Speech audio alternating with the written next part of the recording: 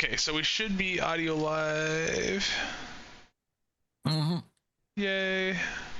Okay, I see us there. And starting soon on a Twitch stream near you. That's fantastic. He needs to be the announcer. That's great.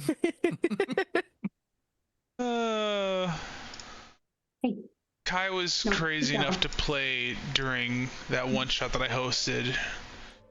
Oh, that was supposed to be 3 hours and went 5 because everyone was everyone in that one shot was way too planny. Like, come on, bring in some chaos. I gave the opportunity for chaos. Chaos? You want chaos? I can bring chaos. you know, that may be a good thing because, you know, Shelby's done now. What, you're on 7 sessions now, Shelby? I think my wife's on like 15 or 16. Leshira can just, you know, learn through just hear swim. I made a new character for the next one. It's delightful. You're gonna love it. I'm going to wreak havoc. What you know what's funny is as you start leveling, learning how you can do what's called multi-classing. Mm-hmm. You want to talk about bringing some chaos in? I have multi-classing as a fighter, and just that way you can just continually do action surge. How's this for chaos? I'm starting in an offline campaign where my character is basically I couldn't resist the opportunity since I'm a pharmacist and I enjoy compounding and stuff like that. Okay. He's a magic caster, but he can only cast the spells if he drinks one of his little bottles of potions, and that gives him the magic ability, gives him the ability to cast the spell. A true alchemist. I had a friend that started building a wizard that his dumb stat was intelligence, and his spell book he couldn't read or write, so he was just trying to cast spells. So every time he cast a spell, he treated it like wild magic, where he just rolled a d20 and saw if it hit, he'd roll a d20 to figure out if it actually properly succeeded or did some wild magic.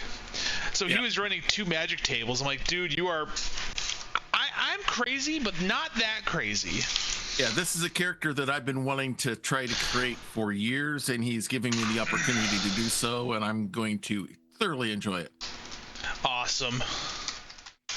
So if he wants to cast Fireball, is he just drinking straight hot sauce? Or the ingredient, that cayenne juice might be part of the ingredients for it. Drink a Fireball. Oh, like the alcohol. Yeah. Wow. Or to cast light, he drinks a potion that has some phosphorus inside of it that causes it to glow. Things like that. Very poisonous. I don't know how to drink that. Oof. All right. So, being that I posted that it's not showing live. I'm gonna double check on my thing. It's on the starting soon. Okay. Yeah, he was just asking. So part of the confusion, Leshira, is I've got the Twitch Disorderly Dice logged in on my desktop. So Rory and I are both using the Disorderly Dice account while talking. So, all right, but I'm gonna go ahead and bring us into the. That means you're talking to yourself. No, I'm not talking to myself. Yes, I am. No, we're not. Shut up. No, you shut up. It's your turn. No, it's my turn. Staff meeting. No. That reminds me of Dad and his radio show. Yes. You know that is one thing where I wish I still had those cassette tapes, because he ad-libbed everything. Okay. It was wonderful. Where'd you go? Alright, so I've got us to the 4-player screen. Dave today is still caring for our little one because my mother-in-law is still in Jamaica. I think she comes back at the end of this week. I'm pretty sure. So she's wrangling him. She's got a wireless headset on so she can still play. Hopefully next session she'll be back up. Sadly, Fabian had to drop off just because of some health concerns. Good try. So for those that were watching in Fabian's awesomeness, he just had some health concerns, so I told him to make sure that he's taking care of himself. Which, as such, we have a new individual that'll be joining us in as we start today. Oh.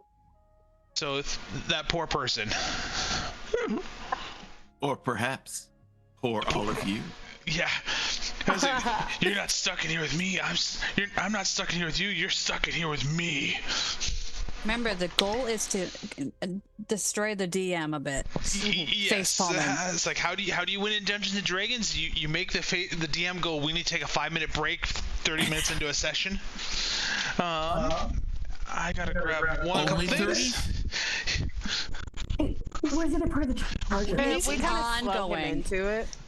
Oh, you need work. Okay, give me one more second. I gotta get my wife a power adapter because I didn't realize that she didn't have one for her laptop. So I need this guy. He has the power. Yeah, pretty much. This is what it's like living with a nerd. I always make sure that. Okay.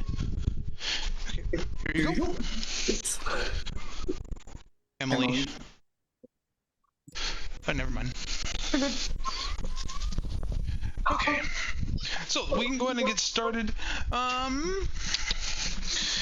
Leshira or Valkor or Dave. Well, Dave probably can't summarize last session.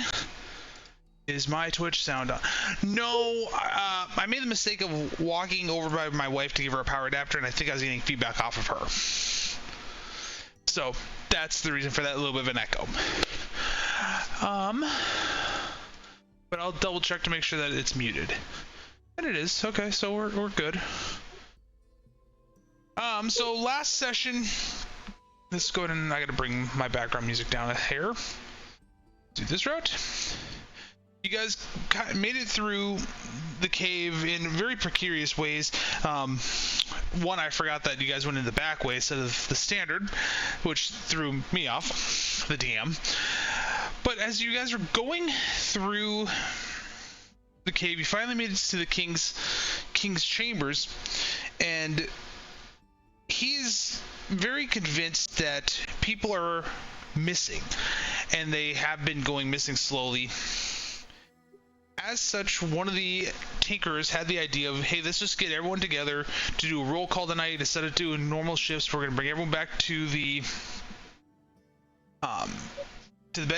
bedrooms. We're gonna do roll and see if anyone's missing. As you guys are starting up this quest, for a lack of insanity, one of the gnomes comes in bringing a new individual and says, this person's been found surveying the area without any friends. Do you know him? And Mr. Kai, as they're trying to bring in this person that's kind of wrapped up and tied into the chamber, what does the party see? Party sees a human, probably maybe early to mid 30s, human year wise and stuff like that. He's dressed in what probably 5 or 10 years ago was probably some very fine looking, noble, almost noble-ish garb, but it has, shall we say, has seen the effects of wear and tear over time and stuff like that. He definitely holds himself in a manner that tries to show off class and style and perhaps maybe a little bit of nobility. Hard to say for sure. It may just be for show.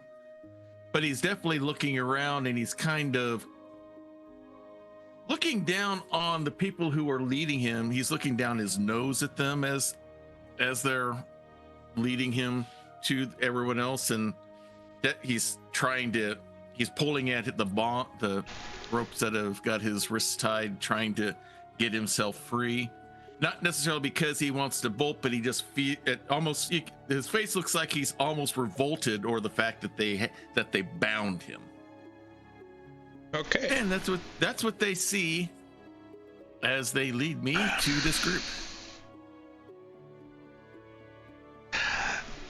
So, let's do this. Being that Valkor, Leshira, and Dave came from Phandalin. Gray, you saw them leave Phandalin. How long do you think you waited before you would have come? You were following from a distance. Oh, I probably waited at least. Gave them a couple hours lead, probably.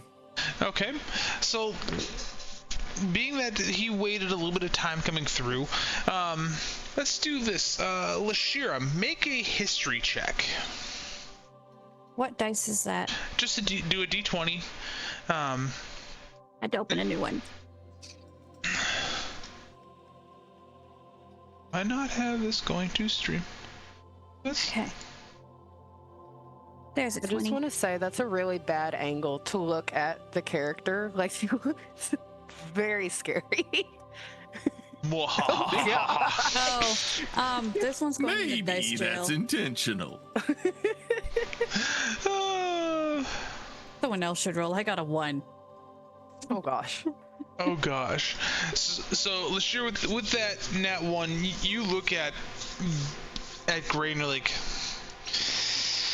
you say you left a couple hours after us? I don't remember seeing you at all in Phandalin.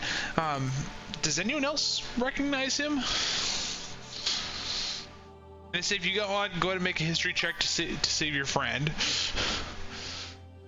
Or you guys could just say, yep, I saw him around town. He was just acting a little mischievous. I figure at least have a little bit of fun. Will we have to roll a 20? Yeah, you can roll a 20, or you can say, yep, I saw him. He was at the tavern one. I like to pick up my sister every now and then. I rolled just because you said she had to, and I got a 7, so I think I'm gonna do like a. I can't remember. Am I still holding the king? Because I know, Yes. like, we grabbed him out of the room. Yep. So you guys are all in the master bedroom, where all where all the beds were, and yes, you are still grappled around him. You've got him grappled because he's still going on about missing missing gnomes. Okay. Okay. So, with him still grappled, I had to take a couple steps, look at him. Face familiar. And kind of step back. Fine, he's fine. And let's say with you I rolled still a being It's about time someone treated me with a little respect around here. and with Valkor saying face familiar, Gray, you would have seen when you saw Valkor last, she would have been almost 9 feet tall. What you're looking at right now is where's my notebook? You said like 5'9", because I was about the same height as Fabian. Yes. So she is noticeably smaller.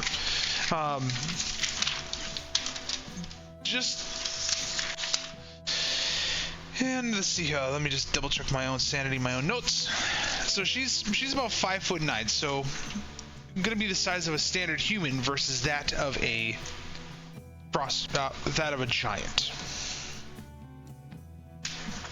Well, my, what has happened to you? It seemed like you're only half the person I saw before.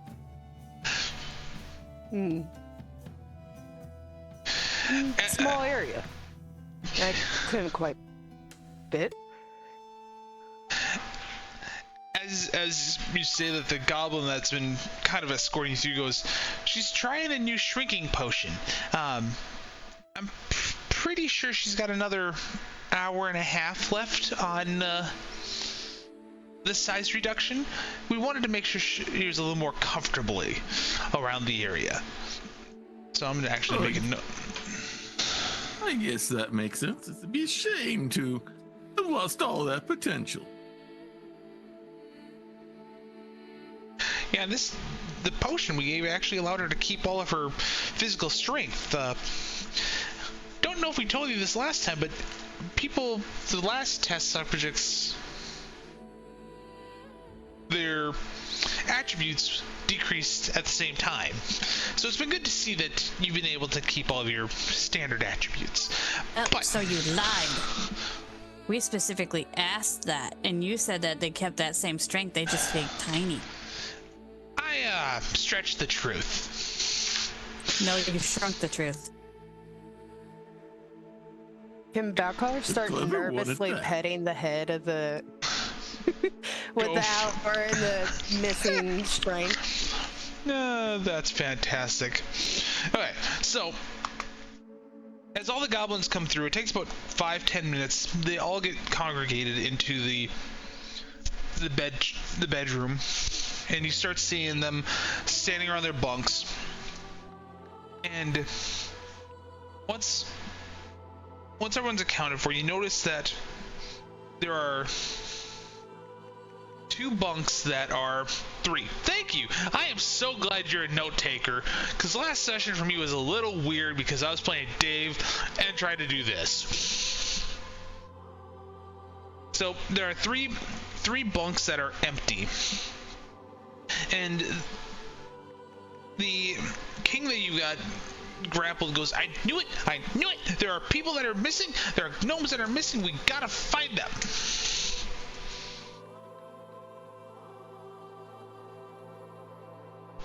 With that information, I will bring the floor to you. Valkor will start rocking him and like slightly petting him. Cause Trying to calm him. yeah. Cause I'm holding him and don't want him to be thrashing around. Now that we know that there's 3 missing, do we know what their assigned locations were? Since we know who they are, so we should know kind of what tunnels or sections of the thing have been getting hit by this shapeshifter. Okay, well, let me pull that up.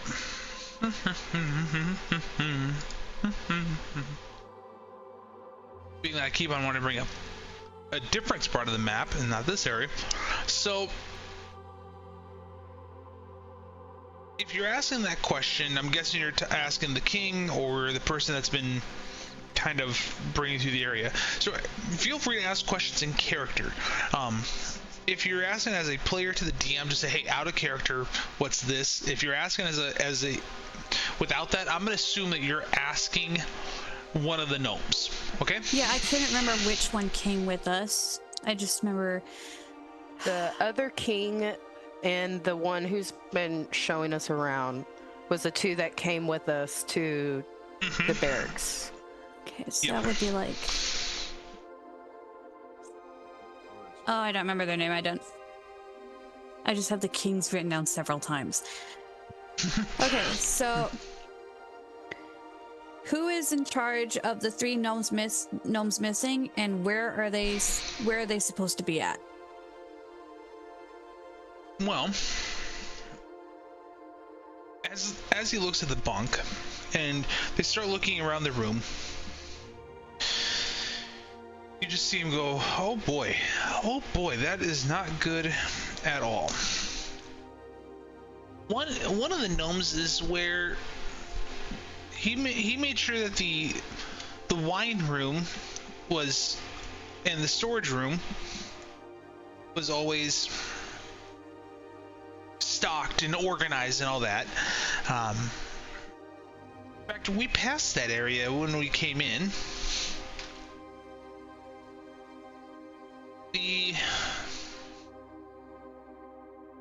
One of them was in one of the invention rooms where we were testing out these new, I would say, I'm going to call them a crab contraption. Blah. Crab? Sorry. Did you Yeah, say we're crab trying- like the animal? Yeah, we're trying Contraption. to.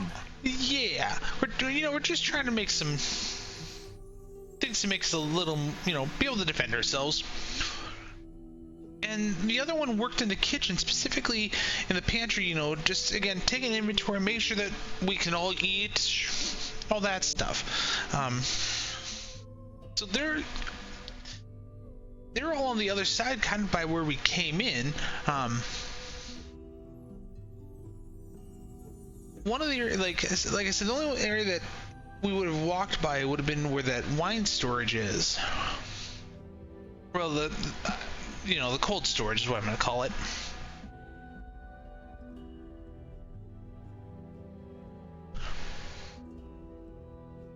So not important people. Well, I'd probably say if there's only any that aren't important, it may have been the person that just kept track of everything in the pantry and kept everything organized there. But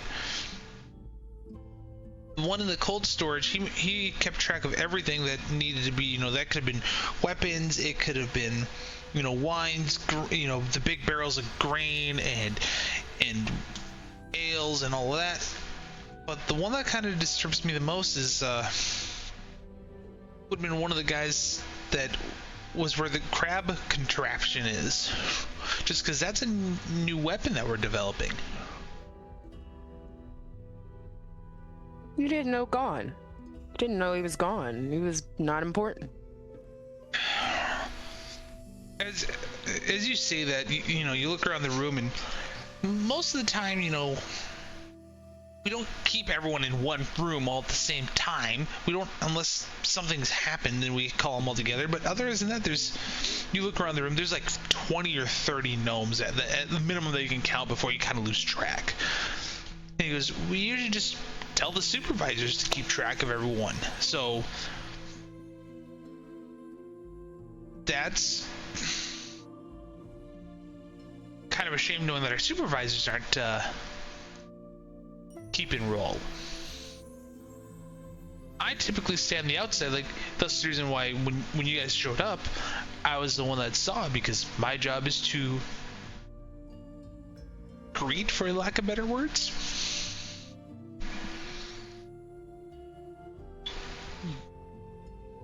Is there a map of the whole Gnomengarde so that we can see exactly where these locations are on a map, showing how close they are to each other? Yeah, give me a second. I will pull it up for you. He put a map of the area. Or are you talking like the... I'm talking about inside of Gnomengarde, so we can see kind of if it's secluded to one section of it, or if this is kind of spaced out. So, I don't know if they'll let outsiders see their inner workings, though. The gnome looks and he goes, well, we usually don't keep one written down just because we do expect for people to memorize what's where. But let me do my best to see if I can draw some out. And you see him quickly go away and come back with a parchment of paper about this big, and he's beginning to draw out where everything is. So let's go copy image. Let's put this into the team chat. That is not what I wanted to do.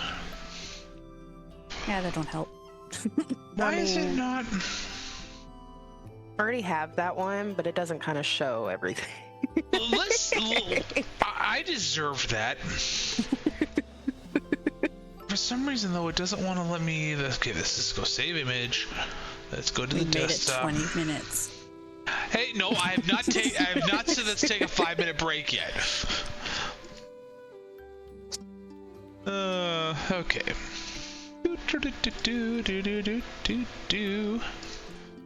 I saved it to my desktop and I put it right there. All right. And let's go ahead and bring this over here. And I'm going to add just so everyone else can see. Where's my Icespire? And this go right here. And I'm going to add a source. Window capture. So we came in on the G12 side. You guys would have come in right where where it says like plus 30 feet. Yeah. I'll bring it out. That I'm just I'm adding the source for stream because I was not expecting this question. It's in my files. There's nothing wrong with that. Okay. Why did it bring? I didn't want it to bring that one up. And right now we would be in G8, right? Alright, so just so that way everyone can see, where the map is, where you guys can see it, is you guys are in where G12 is on the right here. You guys came in right over here, and he you know, and he labels them instead of just being G, he's just labeling them, you know, as 1 through whatever. And he's like, well, the kings were over that throne room that you tried getting into first. It was room number 14. 15 is where the king's chamber was. Right now we're in 12. Oh, I read that room. But I brought you in like in this little corridor between 3 and 7. When you see that symbol, Leshira, you remember that being that really weird crossbow contraption where the lady was kind of sitting with all the levers. So you begin to kind of realize what's where. And as the gnome's going through and pointing things out, he points out 8. He goes, this is where the wine storage is, and the cold storage. It's kind of a bigger room, and just because it's a big storage room for big goods. He puts in 6 over here, and he goes, this is where those contraptions are that we're making that look like crabs. We try to keep that room a little bit smaller because, let's just say, inventors tend to have a few mishaps, and we don't want that being a big area. Too hard to clean up. While all this conversation is going on, yes. Tell me if you would prefer this to be a sleight of hand or a stealth roll, as while they're all focused on the map, Gray is going to find a sharp rock edge on the wall and try to cut the ropes that are holding his wrists. Do a sleight of Oh, hand. I forgot that we were still I did tied too, up. but you know what? This is hilarious. I love this. I live for this. Bring Which would on you a prefer? little bit of chaos. Do a sleight Kind of and hand. benevolent GM. Do Okay. a sleight of hand. All right, will do. I forgot we just That would be- confirmed that he was that we have That seen would- him and just left it. That would be a 13. Okay, just for I'm just. Okay, you're able to find kind of a corner spot, and right, you know, I've got you on right here, Yeah. and while they're all Probably one of talking, those edges right there. yep, you're able to get through.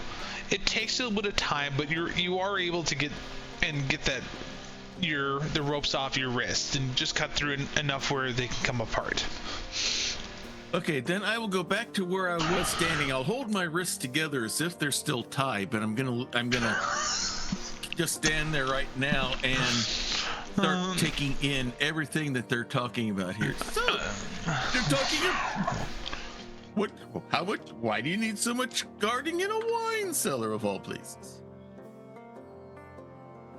Let's say this: there are a few among us that like to have beverages during shift, and being that we're inventors, we don't want to have too many explosions because of people being under an influence.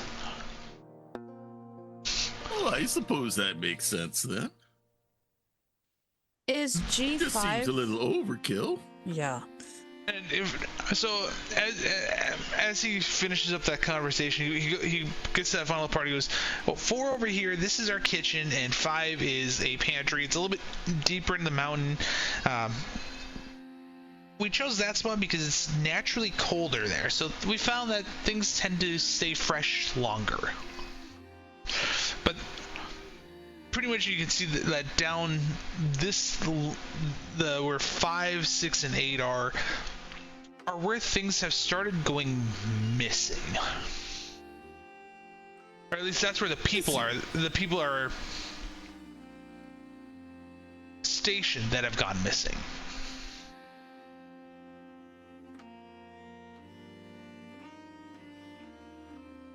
I suppose these were people supposed to be guarding the wine then, and they wandered off, or is this did they have other duties going on? Well, like I said, one of the guys, he was in charge of the wine storage. One was working with the crab inventions, and one was in charge of making sure our pantry stayed stocked so we can eat.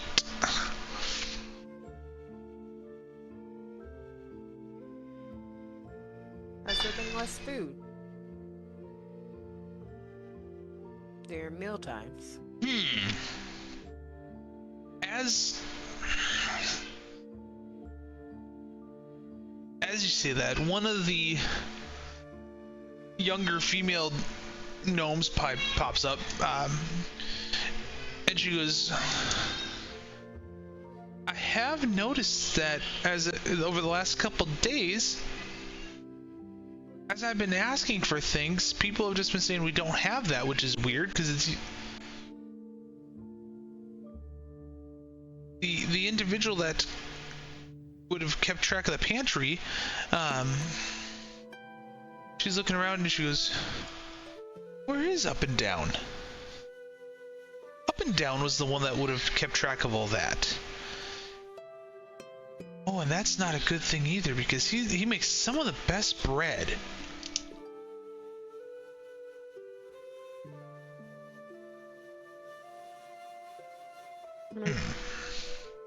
Are the crab inventions, are they being worked on?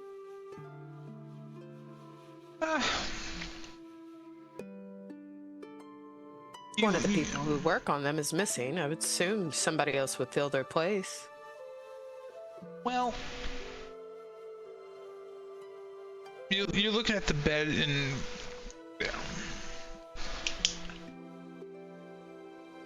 the gnome that's been guiding you goes, oh, this is not good because I know he's been working on 2 different crabs at the same time, just, one for testing and one for as he's getting different designs down. Oh boy, where is he? Let's go.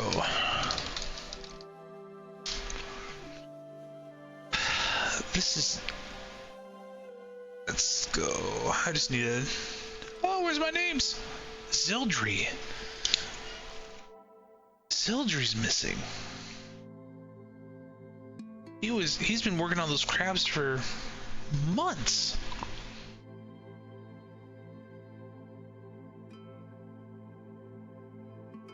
But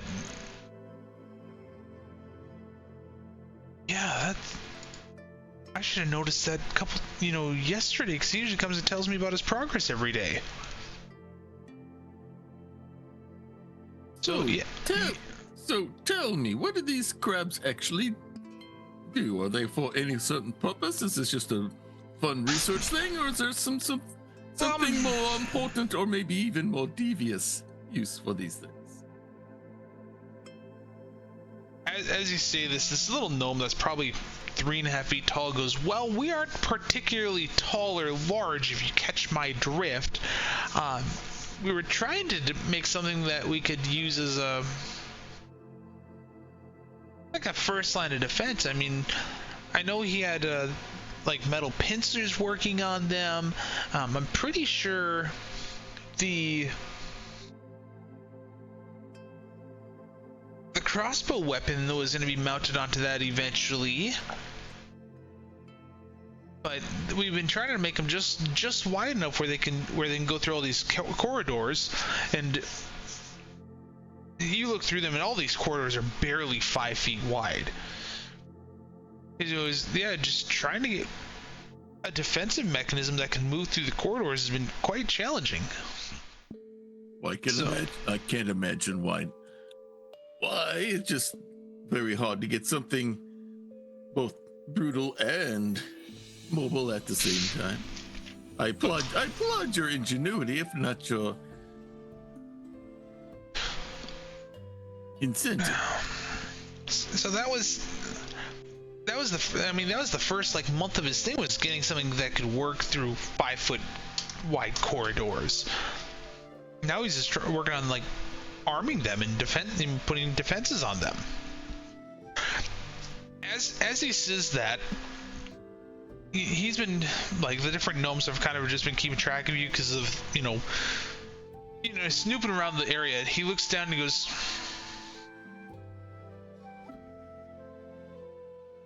"Where are your ropes?" Oh, and he'll quickly just with a flash move his hands from being hit crossed like this in front of him to on his hips and on his hips and near his dagger. Though his dagger hilts and ready to go. Oh, they've been gone quite a bit time now. I'm so glad you finally noticed, since everyone else seems to be ignoring me over here. Yeah, we should have. Perhaps now I can be of some. Now that I can officially be free, maybe I can be of some use. He looks at you and goes, "Yeah, I'm sorry. I should have had them remove your ropes when Valkor said that she recognized you." That's all right. It was good practice. I always like to keep my skills in line. Note to self: get better ropes. Note to self: have the people guarding the people you tie up actually keep their eye on the prisoner that they're trying to restrain. I could sell you some better ropes. He looks at you a little insulting. He goes, "Yeah, no, we'll figure it out. We'll." Alright, so. Out of character, it was up and down who guarded the pantry. Zildri is guarding the crab. And then there was one more person guarding the cellar, the wine cellar? The wine storage. Okay. And the wine storage was Zanzu. Zazu? Zanzu. And I make sure I write down these names before, because I really don't feel like having to make up other sets of names, because I'm sure I've never done that. That's okay, I'm writing them down for you too. Now I definitely know how Rory has felt. Oh, that's fantastic. Valkor in character. Wine. Less wine coming out?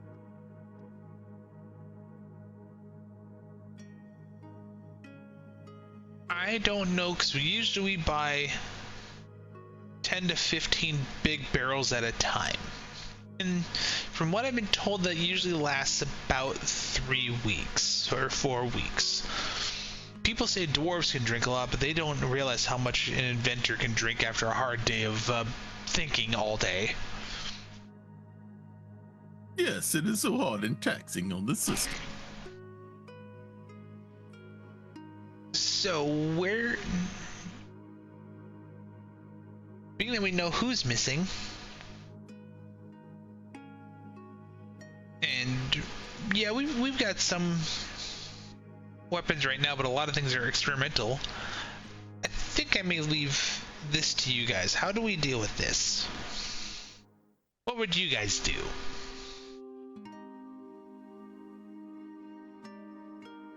Well, I suppose if you've got someone missing, you'd probably stop with where you last saw them and then backtrack from there.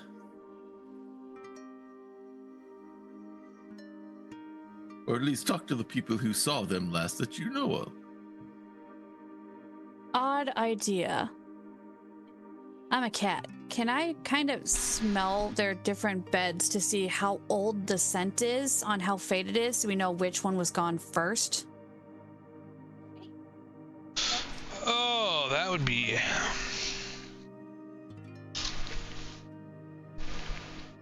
I feel like cat sense should help with that at least. I should be able to tell if something's really, really old as if it hasn't been used in a long time. I'm thinking about what that would be as far as a check. Let's do... I'm just pulling up my old character sheet. Let's change... You know, I'll just pull Chains of the Forsaken. Why not?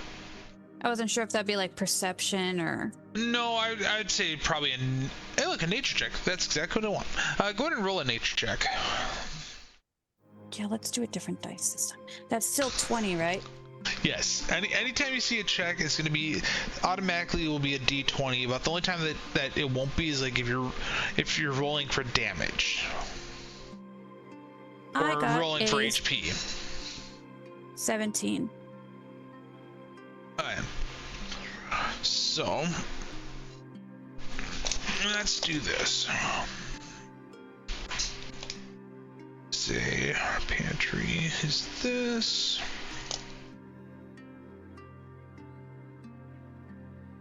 Let's go.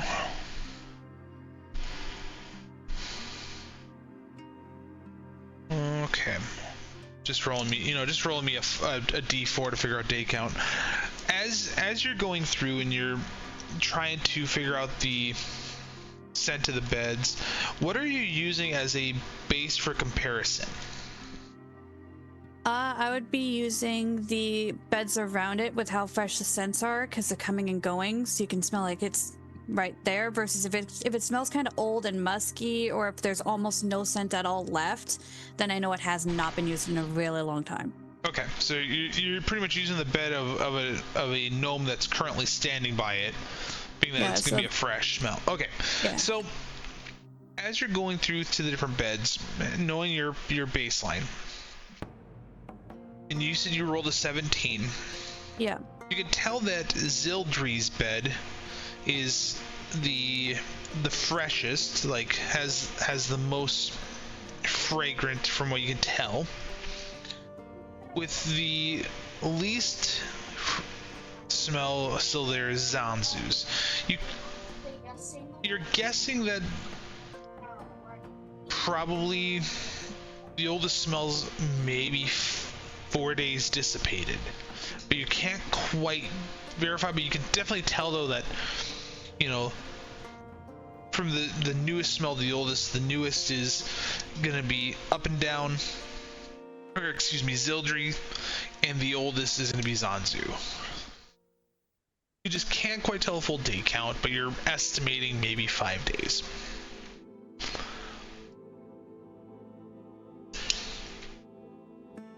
Did you say 5 days that they were gone, or 5 days between the two? 5 days for the oldest smell. Okay, because you said 4 the first time, that's why I wasn't sure. 4 to 5, so...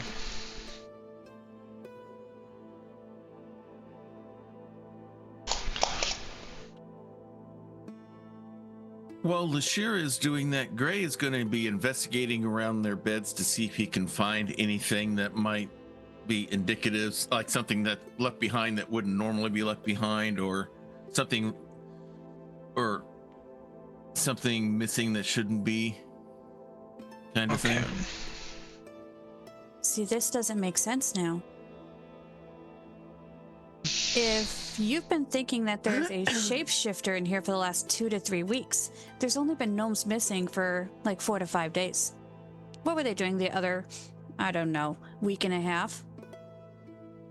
Perhaps looking like somebody else besides these. Yeah, it's just, is there any excuse to be paranoid for 3 weeks when there's not been missing for nearly that long? Well, he was shot with the going crazy gun thing. See, now then we know that gun worked, because there's no excuse before then. So let's take a look with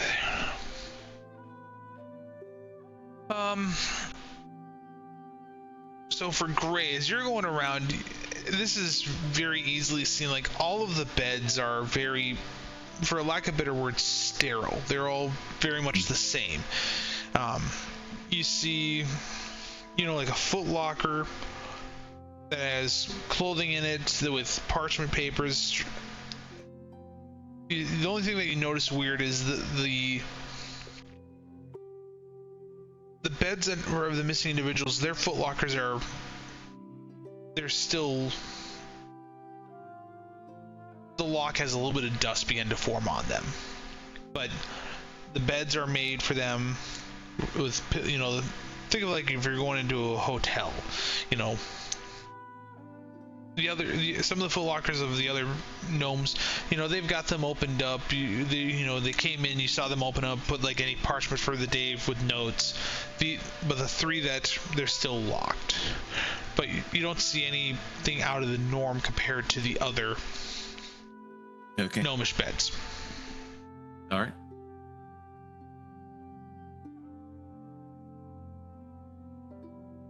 And the gnome looks at you, Leshira, and he goes, well, he may have been thinking that people have been going missing for 2 or 3 weeks, but if there is indeed a shapeshifter, who says that they can't look like one of us? That's the reason for the 2 gnomes across the bridge. That is true. That is very true. And as a cat, I'm pretty sure your form of scent isn't as strong as that of a dog, so maybe your timeline's a little off. No, I'm pretty much smarter than a dog. I should know my timeline. We'll have to put that to the test at some point. Bring it. Ooh, the kitty has claws. I like that. Okay. Is there anything else, or as the big strong adventurers that you are, what would you guys do to solve this potential shapeshifter, if there is one, to figure out, to get gnomes to stop going missing, so our king can hopefully calm down? I think Kai was right, and we should go to the last known spot. But I was thinking of going to the oldest location, Zanzu's, since he is the very first one to have been fully missing. There might be a hint there before the shapeshifter starts trying to be more careful. Okay, so we want to go to the wine storage first. Luckily, that's the easiest one to get to. The other nice thing is being that it's pretty much right across from the bridge, I can turn off those the defensive blades before we hit them. Yes, that would be advisable.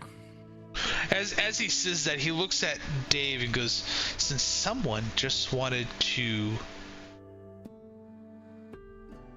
work their way around it in mischievous ways,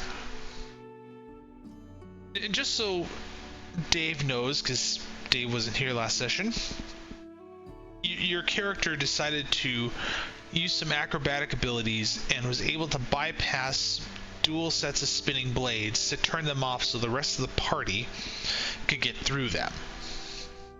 Dave wasn't a very refined human last time. No, blame the DM on that one.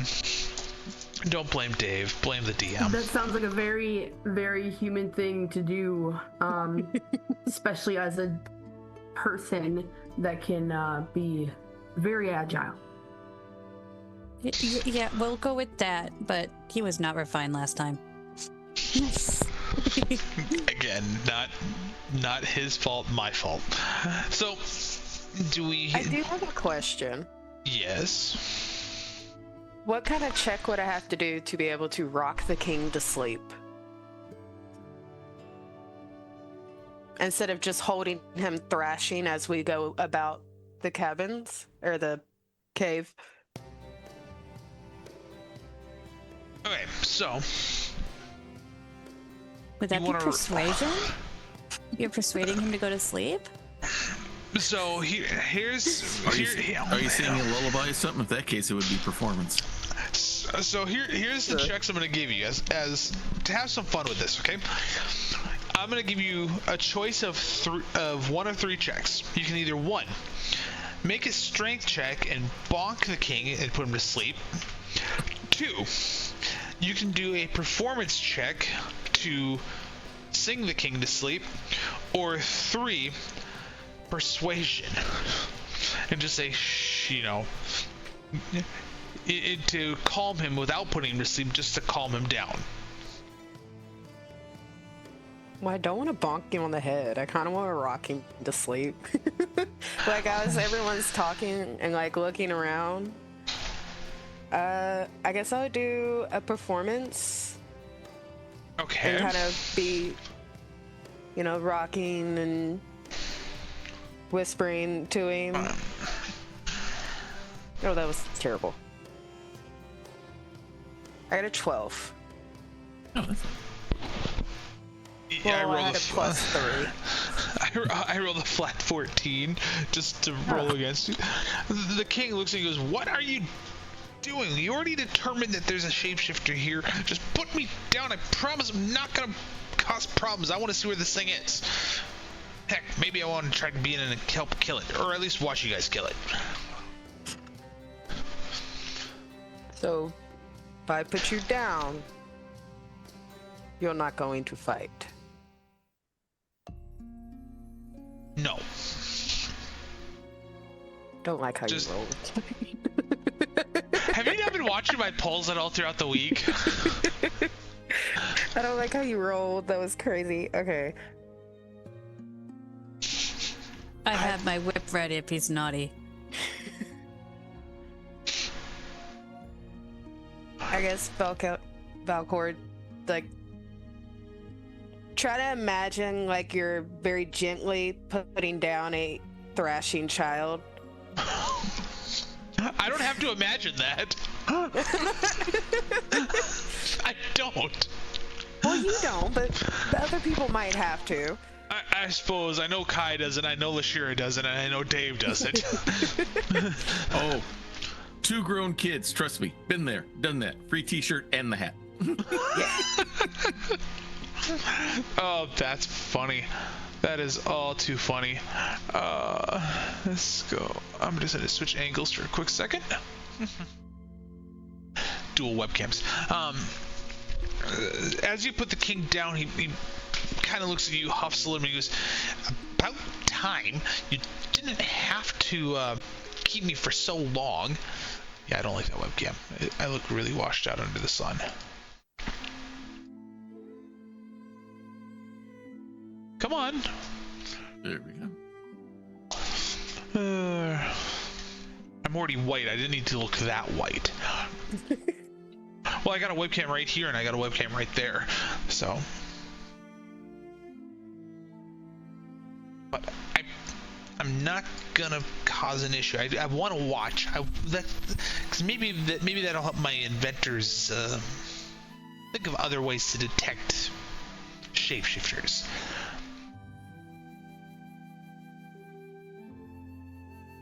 You did lock the other king in a room for weeks.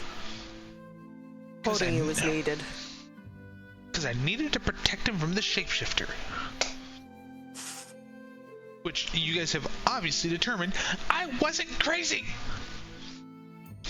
That's a mixed debate on that one.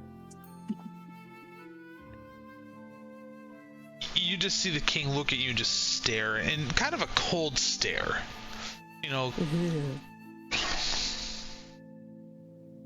Maybe I won't help you guys out. Whatever. But why would you only protect the one other person and not worry about your citizens?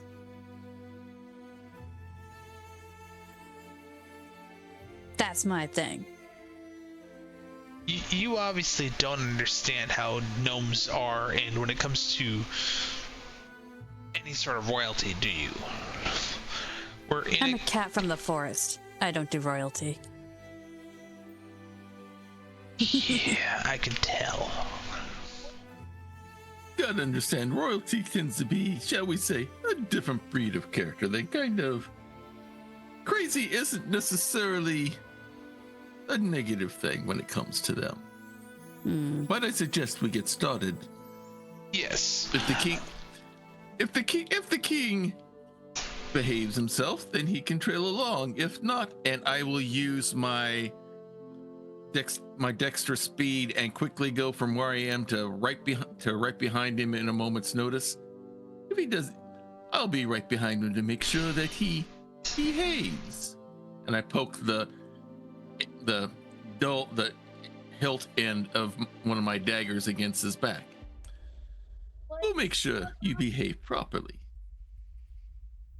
You just see him go.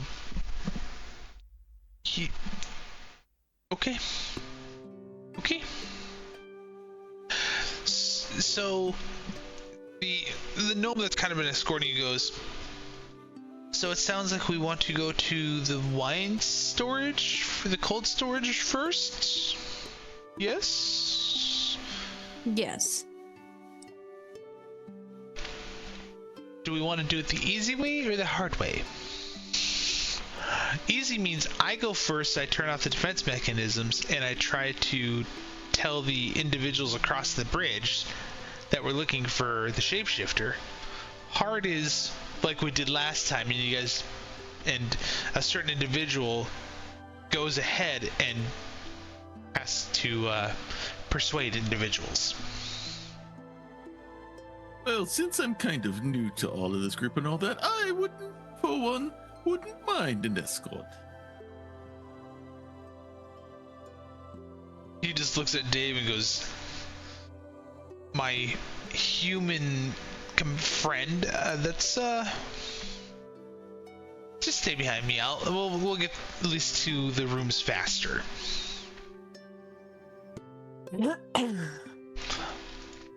Make sure that this is unique. Perfect. Unique. Being that I actually took the time and properly put this in. So, as you go back through, where's my? Okay, this gets situated. As you go back through the little corridors into the invention room, you definitely see a few other items on the table. You know, that Fibblestip and Dabbledop were working on, including that straight jacket they had mentioned earlier. That Corbaz is currently wearing.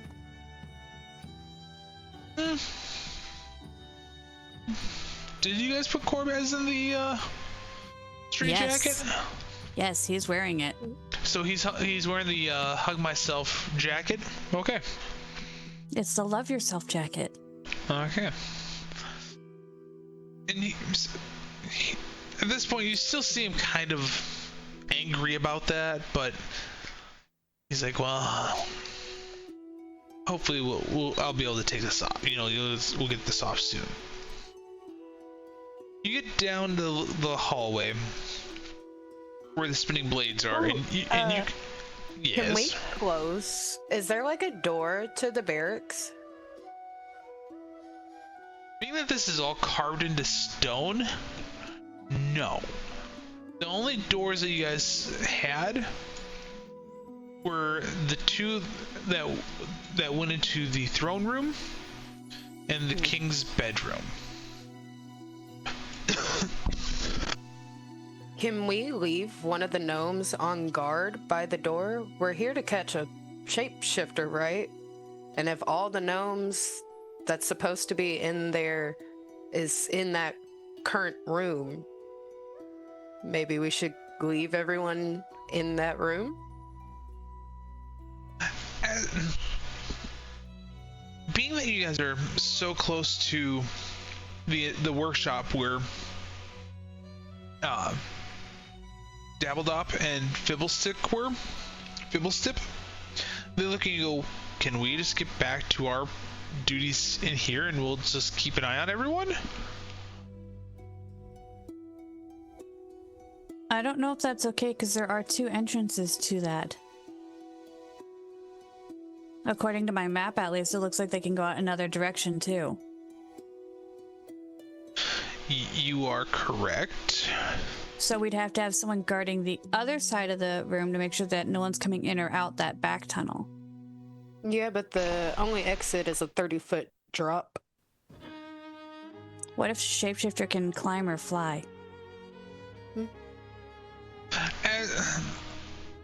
You've got this year. How many gnomes?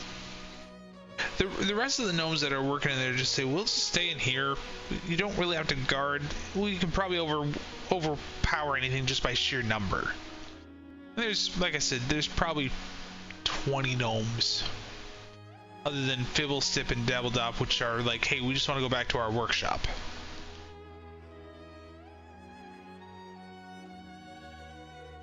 That works.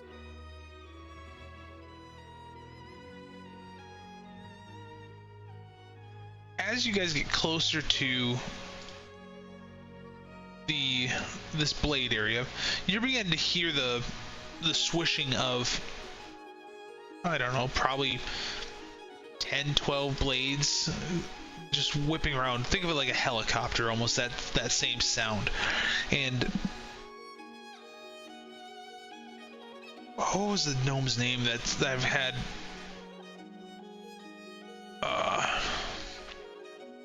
Escorting you this entire time. Where is his name? If anyone actually has written down one, I'll give a D4 inspiration. I do know it was a woman, not a man. I know who the bridge people are, but I don't remember you actually giving a name to the first group. To the individual that's been escorting you? Because I thought Nurky might be with us because he's the second king and all that. Nurky's gonna be with you. He's the second king. I mean, I just mean I have too many gnomes throughout, so I don't think I actually gave him a name. No, because I only have Ula and Pog and Fibble and Dop.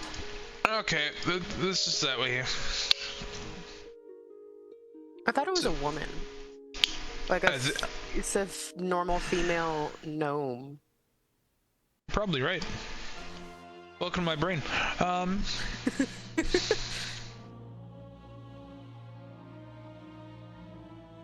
Someone quick go back in the recording. This is called her Vasa. And don't worry, I wrote down that way I can be somewhat intelligent. Darn. Where's that mute button? No. So Vasa looks at you guys and goes, now this is how we turn the blades off, and literally just goes up to the wall, finds the lever, and brings it down. Now no one turns into small dices of whatever races you are. And you just see her just stroll right through the 2 blades over to the bridge. And as soon as she gets to right here, she goes, you may want to come through quickly because that's only going to be off for, I don't know, 45 seconds, and then it springs back on.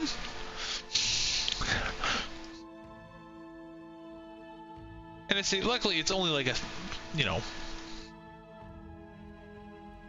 only like 35 feet. You can handle that. She just wants to make sure you guys realize that switch is normally in an on position. It's set to be spring loaded, and if someone turns it off, it puts on like a time delay.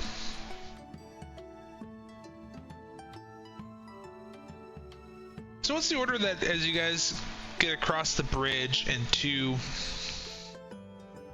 the 2 across the room? So I'm just going to skip forward, being that the other gnomes, Voss's is letting all of the bridge gnomes that were looking for shapeshifters, she's letting them know that, hey, you guys are with me. We've determined that there are 3 gnomes missing. We're gonna go check the cold storage wine storage room first.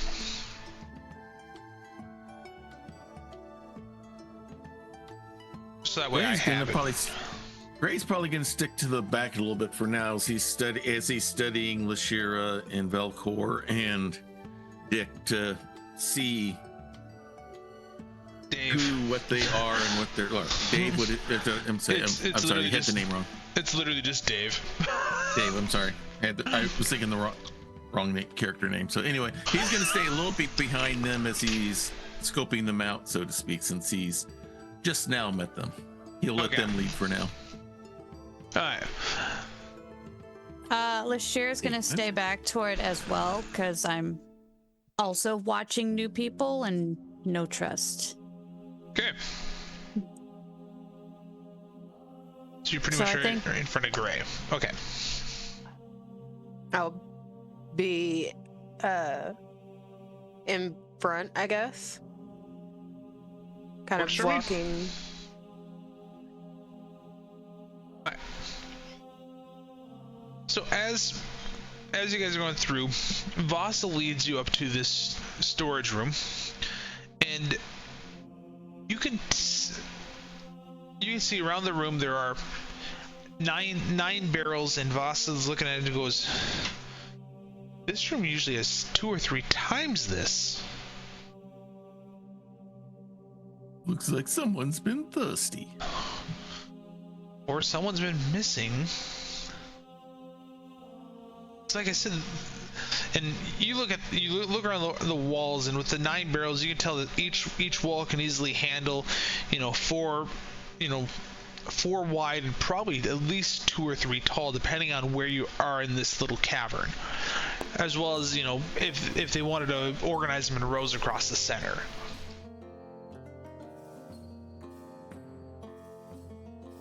The only thing that you can hear is a slight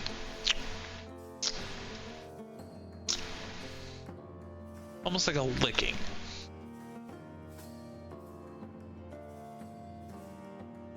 All right, Gray will probably pick up on this, and he's going to try to head to where he hears that coming from. And he'll probably do it in a stealthy manner rather than just a upfront walk up to it.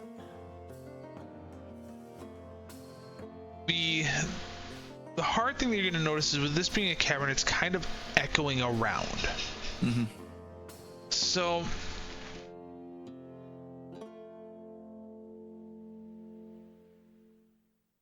this is going around the room. Think of it as a clockwise. This is 1. This is 9. What would be the order that you would check barrels, especially if you're just hearing them? If you're hearing just like a licking, watery sound, and it's echoing throughout the room, you can't pinpoint it. He would suspect that if it's echoing around, it's highly more likely it's coming from further back in the room than the front. So he'll go to, let's say, 4. Right here? Yeah. Okay. Trying to triangulate the sound as he goes. What are you doing, like, each barrel to test it or to look for any, like, are you just looking for oddities? Are you poking them? What are you doing? Knowing Gray, he's looking at any kind of labeling on there to see what kind of wine it is, where it's from, if he can determine how high a grade this stuff, how fine of wines these are, as well as looking to look for any structural faults within the hoopering of the barrels to see if he can see any kind of port of entry that is not a normal port of entry into the thing, and to see if someone has actually tried to tried to tap it at the normal spot or tried to pry the top of the barrels open. So as you're looking at, and I'm just making note for myself, just because again, trying to get better at keeping track of my own little bit of ad-libbing. As you're looking at number 4, right, here. I'll keep my mouse over it.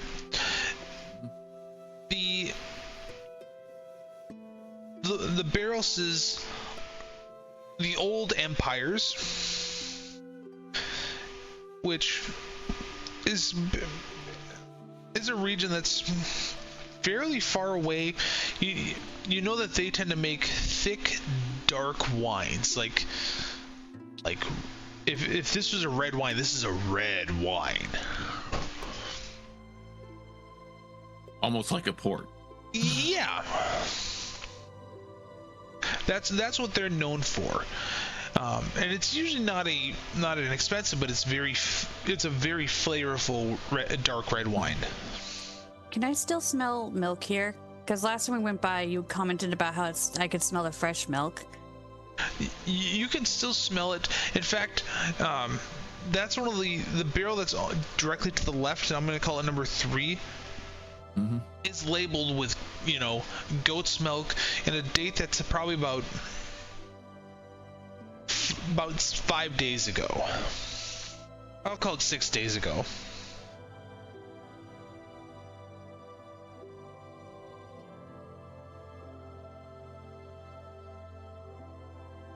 And being that you smelled that smell about 45 minutes ago, in game, you can still smell it.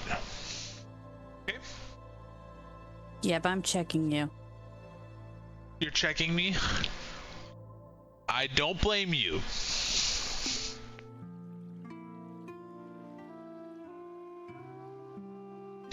Okay. Do I see anything else on the barrel, or do I need to make a perception roll or anything?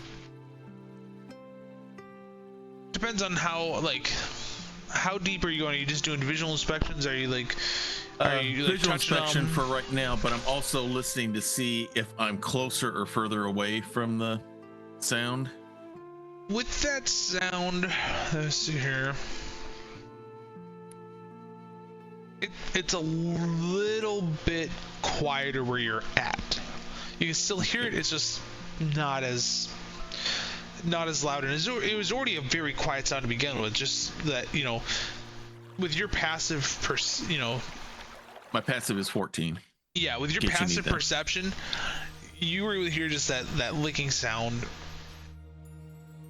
It just it's further away. A little bit further away, yes. All right, I'm going to move then to barrel number 6. All right. All the way across, yeah. All right. Right there. So, with barrel 6, it just is a smelter red, and you've known this as it's from an area called Am, and it's low quality. It's a blended red wine made from low quality grapes and vines.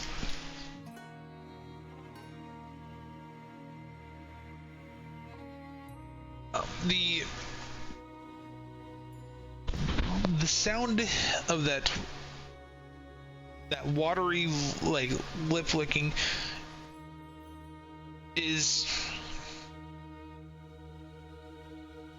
it's more clear. You can almost roll a perception check. Sure, will do. All right, that would be a 17. It almost sounds like it's coming from behind you. All right. If you had to pinpoint. Yeah. Okay, so if I'm am I right in front of the barrel there? So if you're right in front of it, so let's do this route, and I'll just pull you in because I can. I'm trying to get perception on behind me is where. Yeah. So you're at number 6 right here. If you're investigating, mm-hmm. It almost sounds like it's coming from this region here. It's still that same. It's a little bit louder than it was over here, but it almost sounds like it's coming from behind. If you're in an echoing chamber or a cavern. This area has been a little bit smoother. In this area, it matches what what you'd expect. So right here, if it was a little bit quieter, you're not sure if it's because it was echoing off the walls, losing volume, or if it's just. But in here, you can tell whatever sound hasn't quite hit the walls to echo around. All right, he's going to go into full sneak mode here at this point, and Okay. he's going to go straight across in the direction of barrel number 5. He's going to stop on that second stone right before the clear area Like at right the here? 6 o'clock. At the no, not 90 degrees over, right there. That's where Okay. he's aiming for to get to, and all he's doing at this point is he's listening and watching to see what or who he might see. So you can definitely hear that watering, almost like a lip licking sound, but you don't see anything moving. But you can definitely tell it's noticeably more audible here, Okay. and you don't hear it from the left or right. Like, you hear it coming from in front of you. All right, he's going to then sneak around behind the barrel to see if that's where, because he's suspecting now that's where it's coming from. Yeah, just like that. As you get to right here, you're trying to sneak around. Mm-hmm.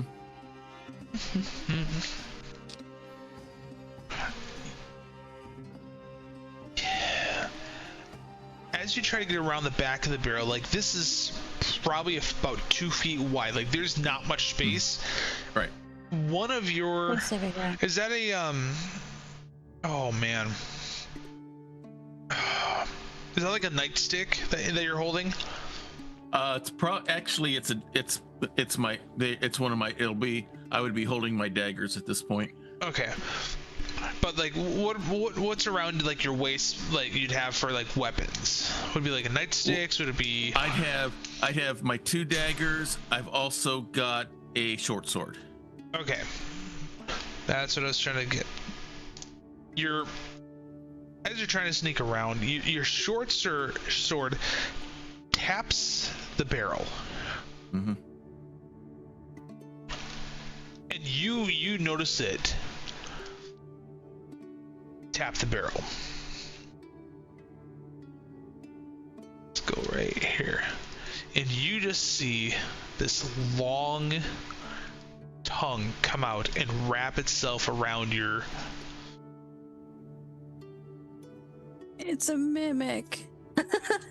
It's like it's begun to just wrap around you.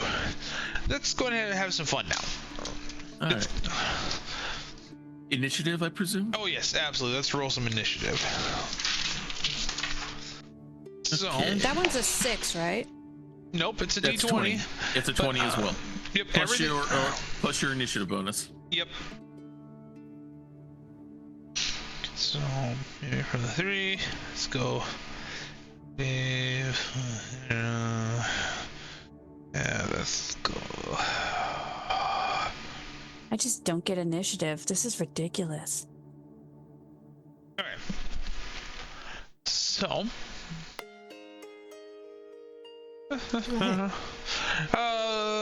Dave, what did you roll for initiative?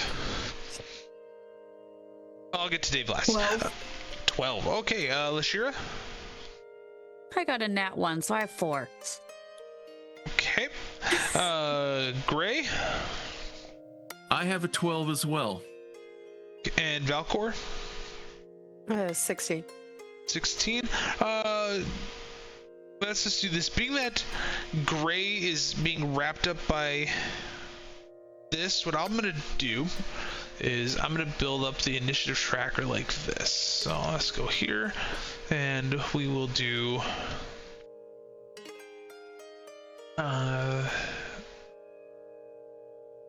first. Why is it not? Oh, it's not gonna let me. I thought I had this down. Okay, I'm not gonna worry about that. I'll just clear this and come out this way. So I'll give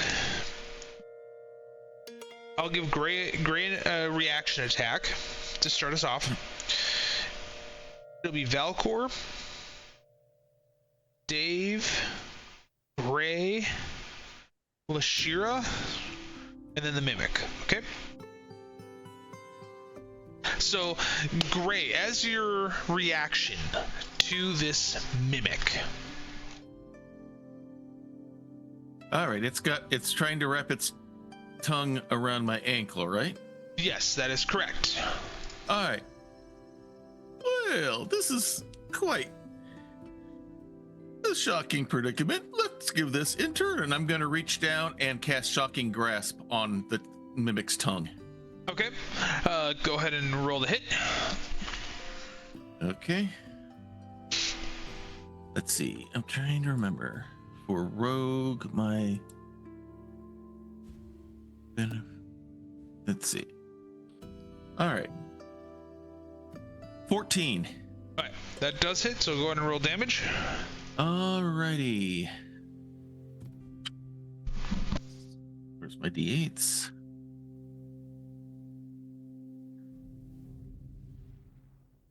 That will be a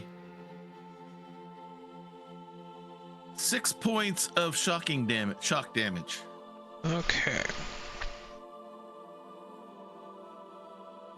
You definitely hear the mimic put out a little bit of pain, but you just feel the tongue getting more and more around you.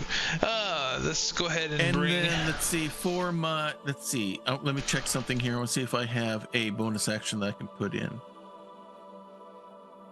Nope, nothing else. Okay. So, Valkor, with the rest of the party coming in, how would you have come in comparison to Gray? Like directly behind him, or would you have just been sitting back watching? I probably would have came into the like middle of the room because I was coming like in there? first. Yeah. Okay.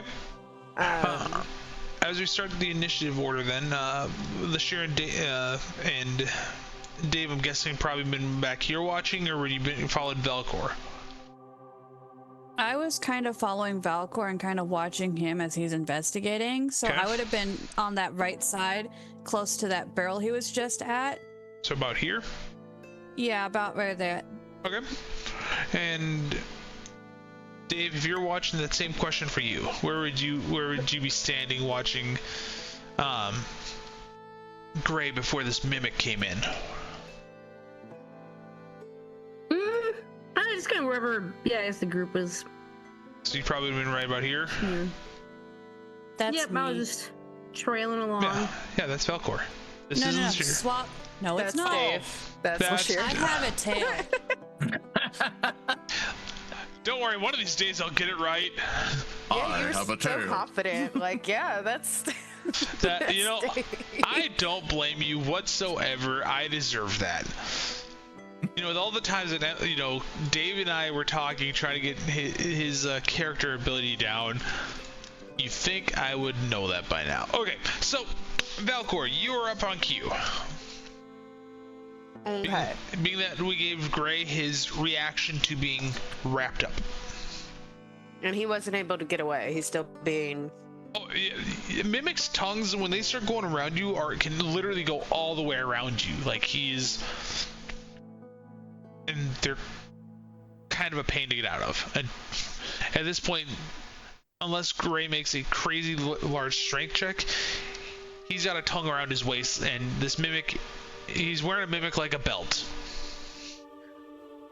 I do have a question. Can I break the order and call out to Leshira to use her whip to try to pull Gray away? Or can the whips not do that? I'll allow it.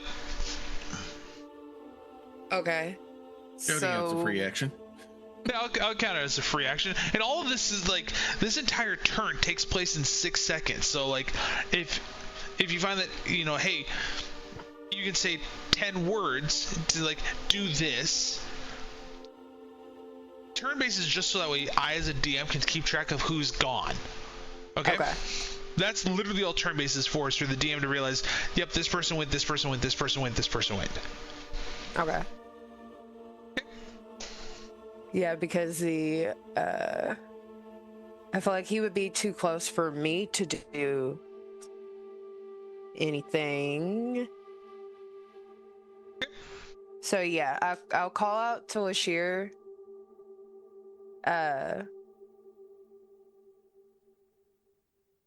Am I close enough for my whip to reach? Your whip's what, a 10-foot range? I think so. Yeah, 10 foot. Oh yeah, how big is this room? I didn't even think about that. So, just so you guys know, going across, the room's about 40 feet wide. And from where you guys came in, I'll just say right here, this like little corridor is about 30 feet long to where the mimic is. From where Leshira is, you're about 15 feet away, which means you can move 5 feet and easily be in range of your whip. Okay.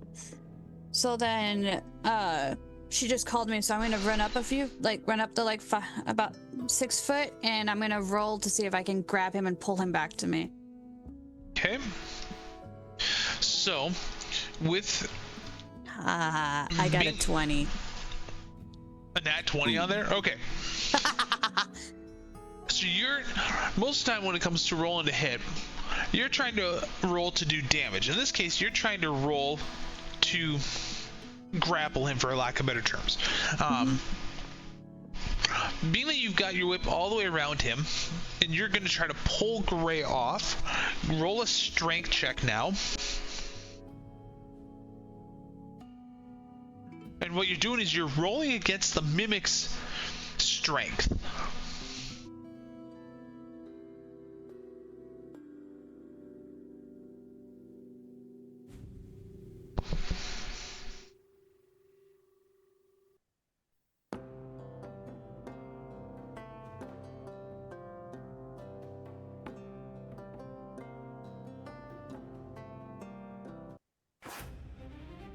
That's with the +1, right, from my board thing? Yes. I got a 16. Okay. Well, you beat my strength check, and you're able to pull Gray off. You hear the mimic let out an angry sound, for lack of better words, and it starts staring at a fresh meal between the four of you. So let's go to Dave back into normal. So I'm just gonna make a note of this. What would let's actually do Dave, you're gonna be on deck. Gray, go ahead. Oh wait, Dave, are you ready? Go, Dave. Yep. Yeah, so I just want to run up and hit him with the great axe. Okay. Go ahead and roll the hit. Oh, jeez. Roll the hit. Gotta do that first. 14. Alright. 14 does hit, so go ahead and roll your damage. Okay. So, I rolled the 4, so I try to run up, and instead of actually being able to hit him, I ended up tripping over my trench coat and slapping myself in the face with my long sleeve, falling over, and I do nothing. I thought you said you rolled a 16 on your d20. Oh, you rolled a hit. Sorry. And I barely do any damage. Okay. I was gonna say you hit. That's the reason why I told you to roll damage. Yeah, I only got 4. It was only 4 damage, so I tripped over my trench coat on the way. That's fantastic. I love it. Gray. Okay, quick question, because I don't know. Do you have flanking in your game? Oh yeah, absolutely I will. Okay, so now that I'm free from the tongue, I'm gonna sneak over next to getting a position, kind of move a little bit to try to hide a little bit from the mimic, as it's probably now focused on Dave, so yes. That way I can, as a rogue, I can use sneak attack. Okay. So you got Dave right here. I've got you along that side where you originally wanted to be. Mimic's looking at Dave, especially after having a fresh great axe to the face. Mm-hmm. And actually, So Dave, question for you: do you have any bonus attack or action? And you're using a great axe. Isn't there any special abilities? The only thing that I've seen is that if there was another creature, I can make another attack, but there's only one, so. Okay. For some reason, I thought there was like a cleave or a sap somewhere in there. No, that's what cleave is. If there's That's a what second cleave creature. is. Okay. There has to be a second creature within 5 feet. All right. Thanks for checking that. I appreciate that. Okay. So back to Gray. You got on the side, so you should be able to have your. So I will roll for my sneak attack. And despite all my masterful sneakiness, I get a massive 11 to hit. And that does not hit. Okay, that's what I was afraid of. So, All right. Any bonus action that you can try to attempt? Or you want to have any movement that you want to do? my movement is I will just kind of move a little bit over to the side to try to hide in the shadows again, so I can set up another sneak attack. Okay. So you want to be like right here. We're still kind of in range to not have an opportunity attack, but at least for enough back where he doesn't realize. All right. Exactly. And obviously, with Lanky, you know that that gives advantage on rolls, correct? Yeah, that roll was with advantage. Yep. Yeah. Good. I'm just double checking Unfortunately. sanity. Oof. No problem. I appreciate you checking. Yeah. The mimic being in its shapeshifter form looks and just goes to take a let's go right here. If the mimic is in object form, okay, it's gonna do a bite attack at Dave, being that you're right within range. 9 plus does a 14 hit.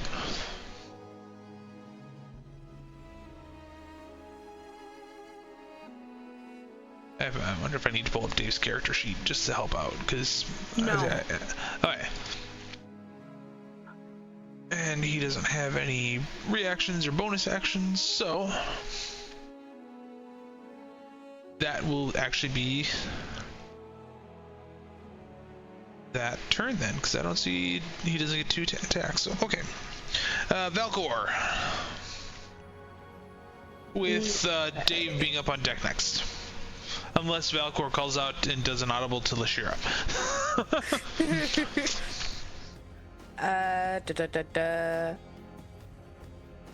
So Dave's like directly in front of me right now, right? Yes, so you got you right here.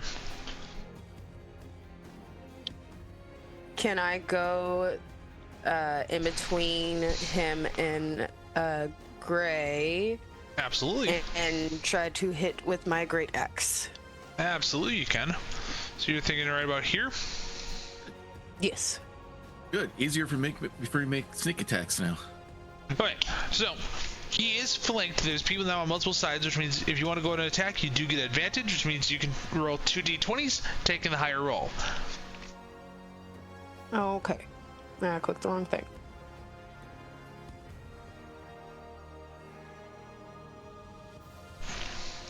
Got a 21. Oh yeah, that hits. Yeah. And then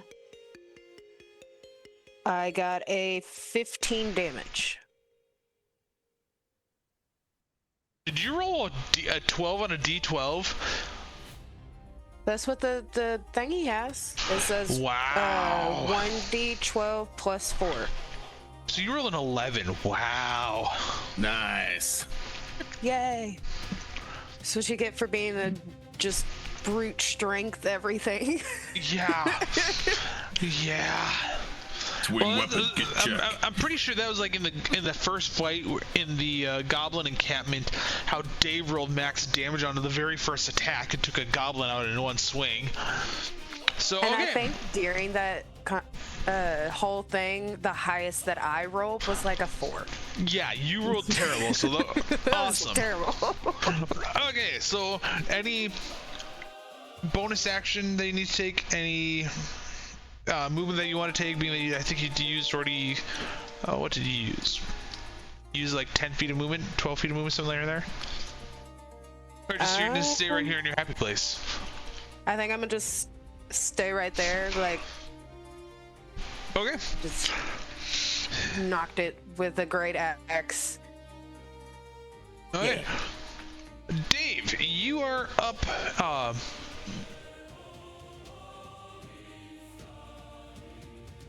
Or if you want to think about what you want to do, I will move to Gray. But know that you're up as soon as whatever happens. Oh, I see you unmuted. Go ahead. 21 for hit. Jeez. Okay, that hits. Okay, just want to make sure. Oh yeah, that just hits. sit back here and Alright, I do watch. 10 damage.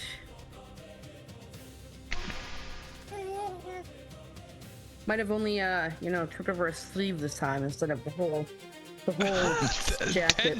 10 damage at level 1 still pretty impressive. Okay, Gray. All right. It's Wait, when's my next time. turn? After Gray. So Okay. All right. So it'll be sneak attack with the dagger again, especially Okay. since we got multiple people flanking now. It'll be distracted. Nat 20. Oh, sweet. So with the nat 20, what I do is I have you roll damage and double it, and then add the modifier. Okay. All right. So sneak attack. That'll be 6 plus 2 is 8, plus an additional 5 for 13 piercing damage for the sneak attack. Okay, so 13. So 6, 12, 14. That'll be 19 points of damage if doing my math right. Okay, so 6 plus 2 is 8. Yeah, 16. Yeah, Yep. So yeah. So actually, it'd be 21. Excuse me. 21 points of piercing damage. That is 1, 2, 3, 4, 5. How dare this mimic just appear? I think he's regretting his choices now. 10, 23. Okay. Mimic is still up. Okay. That is nuts. Leshira. Finish it. Okay. I'm trying to see if I can even get in there without collapsed in on you guys all. Is there room for my bow to go through those two? Because I think I see a gap. Should So I'm going to be. try to Yeah. aim. Because I don't think I can even fit up there, can I? No. How far is that? You are really close. Yeah, and technically you would. So let's go 10 feet. Alright, so I'm going to end up using my short bow. Okay. Probably a dumb question. What is Hunter's Mark? Hunter's Mark is a magic thing that you can do that gives you additional, that you can place it on. I believe it's with a bonus action and allows Yeah. you to give extra damage when you make a hit with your bow. Oh, cool. So I And can with do it- that thingy. Yep. And the nice thing is with bonus actions, you can actually do that before your action. You don't have to do it after. Okay, so I'm gonna put the Hunter's Mark onto it too. However that thingy works. How am I supposed to roll this? This is still noobness. So, Hunter's Mark, I think you don't actually have to roll the hit. Like, I don't think you have to roll to put the Hunter's Mark on. Let me No. just. So you Send still it roll. automatic. Yep. So Yeah. let me.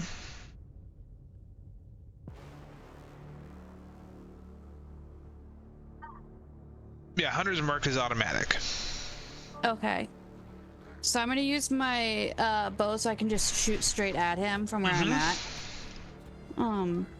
We have the like thingy with the I get the bonus roll if it's oh I don't need a bonus roll, I got a D20.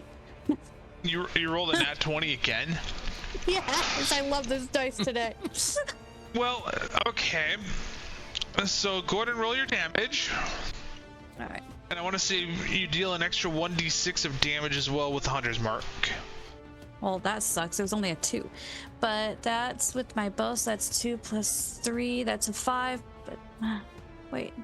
And double that Why makes is- it 10, and then your roll a d6 of damage for force. And actually, Okay. let's do this, Rob. Being that you already rolled a 10. 1, 2, 3, 4. Oh, I got a as 6.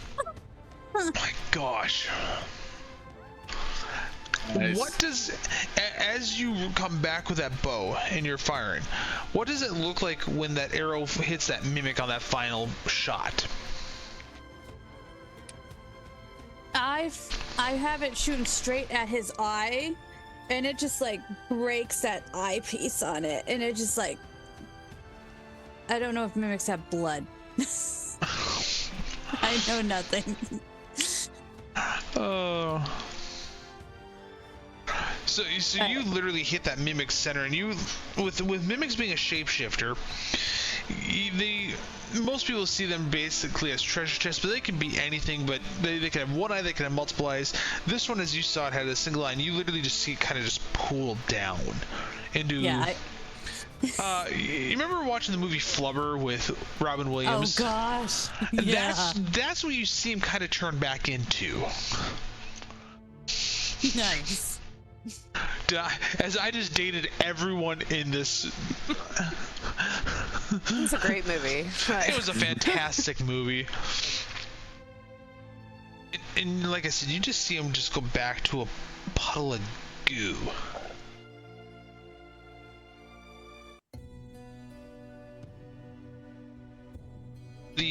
That licking sound that you guys just heard, Gray, you no longer hear it.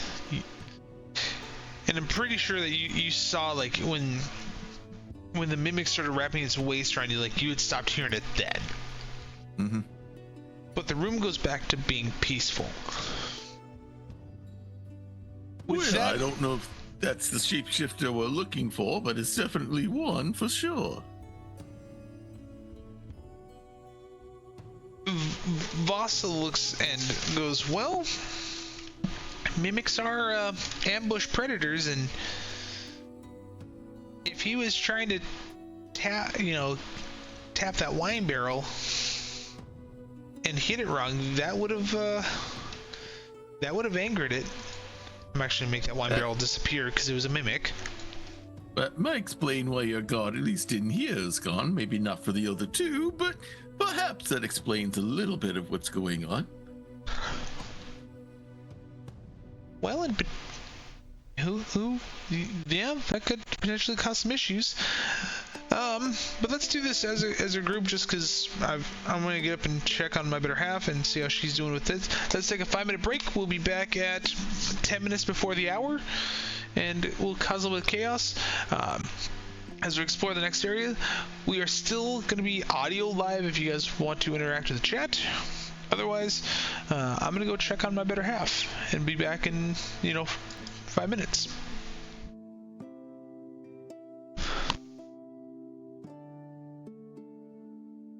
Alrighty then.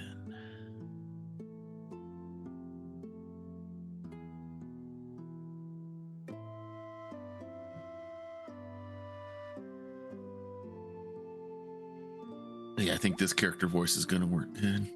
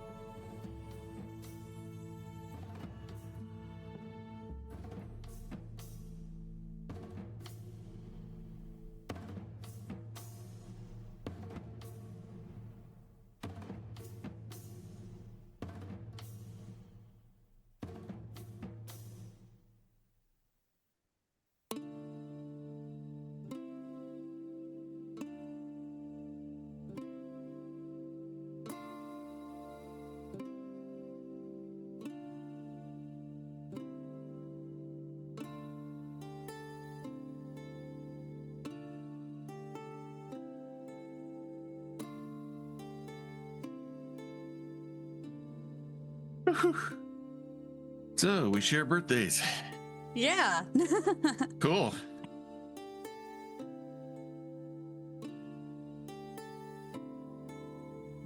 Those are pretty good rolls you had there. We I had there know. on that one. We used them all up. I hope not. I have a whole nother set. Like I keep buying new dice. So those are the original ones I bought, and I think they were getting jealous of the other ones. Ah, that'll do it. What, Bella? Our rooms have actually TVs. Oh, someone has their familiar with them. I have 3 familiars. Right? Come here, honey. Hey, there she is. I remember when mine was that young. Way back when.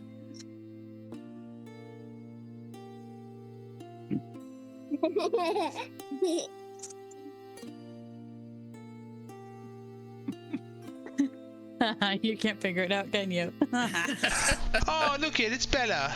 Hi, little one. Uncle Thomas says hi. Hi. Can I say hi? Hi. Alright, I'm gonna bring us back to live and All right, it's time for the game again, okay? It's showtime. Oh, okay. Say bye then. bye. Bye. Future D&D player right there. She should Right. pick the next enemy right there. She should pick the next enemy. Oh, that's fantastic. That's like on Tuesdays I'm the league treasurer, and every third Tuesday of the month we do a 50-50 raffle where half of the proceeds go to the Aiken Youth Bowling as sponsorship, the other half goes to the winner. And I always try to find someone that either A, didn't put money into the bin to draw the winning ticket, or if there's any kids, usually go find them to draw the winning ticket, just to include them a little. If there was oh yeah, it's like, gotta include people around and, just have a little bit of fun. So I apologize for being a little bit late. Emily and I were talking regarding tomorrow just because we found out that our daycare provider's sick and we're trying to figure out how to handle that, being that yeah, well, the last few times that she's been sick, I've done all of the care, and my sick time is a little lacking because of it. So, and it's nothing on her fault at all. So, just, doing readjustments, because that's what we do. So, I gotta make your zoom window a little bit smaller. And just do some final tweaks on Mr. Gray. No problem. There we go. I think that looks better.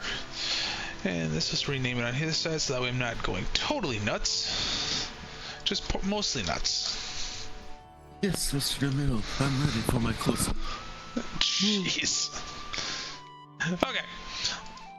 And one thing, just so everyone knows, I'm going to try to slow down a little bit when it comes around to Dave, just because she didn't tell me that she's having some major leg issues. For some reason, her computer wants to connect to the Wi-Fi extender in the garage instead of the one that's literally in my office right here. Well, path of least resistance is just... Higher level difficulty, get a higher score even from the Russian judges. Oh my God. So I connected her to my my enterprise grade access point I keep in my office, because I have so much Wi-Fi connected devices. I maxed out the capabilities of a typical residential router. It is much gooder now. Oh, good. Much gooder. Yeah. All right. Needless to say, I actually hear you guys. Needless to say, I think I'll probably be replacing some access points and putting in some more enterprise equipment.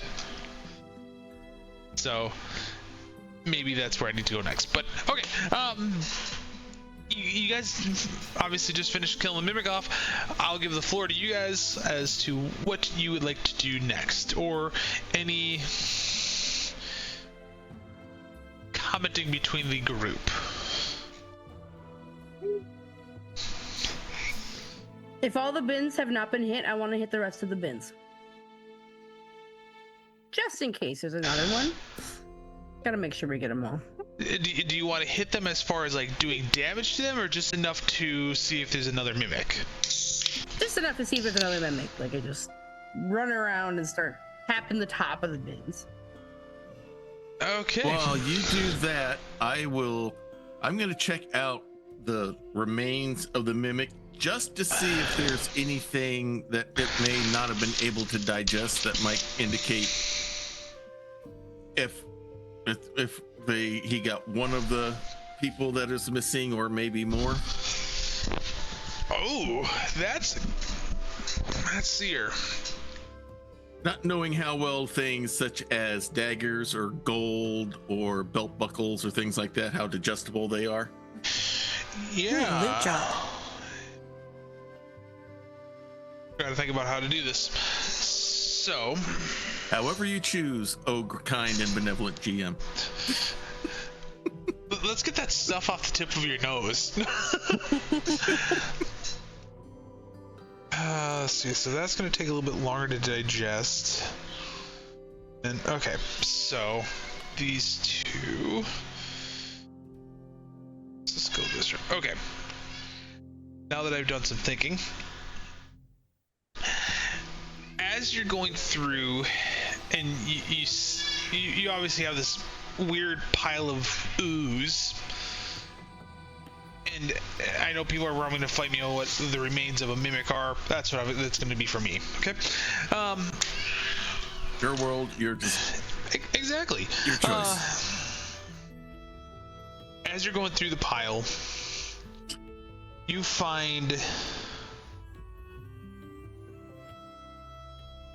do find 3 different belt buckles, just the metal portion of the belt.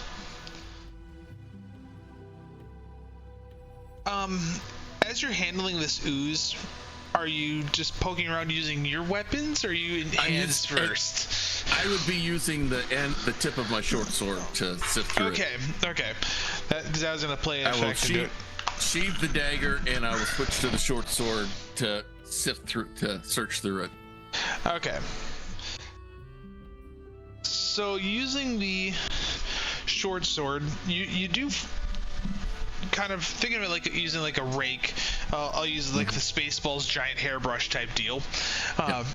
You do come across 3 metal belt buckles, a quarter of a skull. Like you can see that it's still being digested, but it's, skull maybe, well, the remains the size of a pop can. And let's just go, just because I can, like 5 pieces of silver.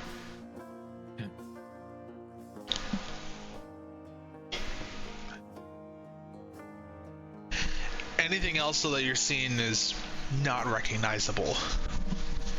All right, he will after he's obviously the first thing he's going to do is sort out the silver and get that all separated out. Then he'll go for the belt buckles, and then at the end he will stick his sword in to the skull in a way that he can lift it up with the short sword so he can look at it.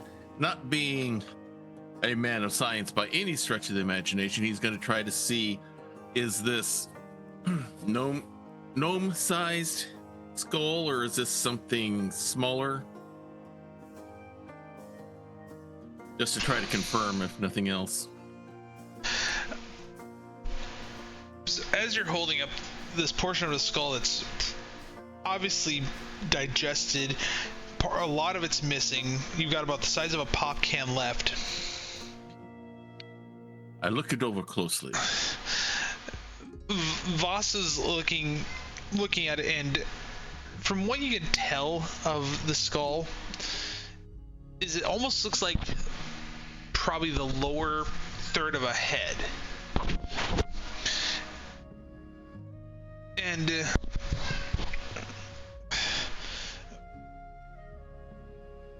Voss goes, let me take a look at it, and pretty much grabs your short sword out of your hand. I'll hold out my short sword out to him so he can get a close look at it without having to touch it if they do not want to. He grabs like a container from his side and just starts pouring water on this, trying to rinse it off. And you can kind of see like this ooze and the goo slowly coming off, and he grabs over on the other side just to do a final rinse, and he's like, well, here goes nothing. She goes, he goes nothing, and she's holding this going,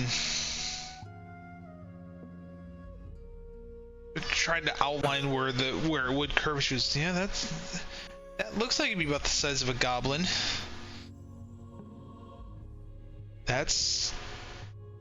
I have no idea how fast things digest, but... Well, I found 3 belt buckles. I found 3 belt buckles inside the ooze from it, so it's consumed at least 3 characters wearing a belt.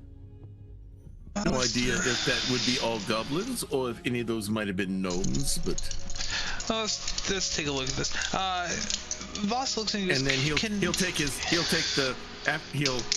one of his daggers and hook one of the belt buckles and hold it up for Voss to see. So what I'm going to do is I'm going to roll a percentile dice, and if I roll higher than 65, Vasa will recognize the belt buckle. Wow, a 79. Vasa looks at the buckle that you're holding up. Are you just holding up one, or you? I'll do one. I'll let her look at the first one, then the second one, then the third one. Okay. So, because the belt buckles you had were all slightly different. The first one that you held up, she was, that looks like Zanzu's handiwork. And you can tell that the digestive fluid had started eating away at this metal. But she recognizes like the shape and the form of what Voss would have made. She's like, in order to live here, we always tell as like your first inventor type trial, make your own belt buckle. It's kind of like your fingerprint. Your calling card, as it were. Yeah. So, but yeah, that I recognize that as Zanzu's belt. I was actually... He and I started together. And as she says that, she holds up her little belt buckle, and it's got little engravings around it, and like of different flowers and leaves. Zanzu's the engravings are pretty much gone, but the shape is what she recognizes.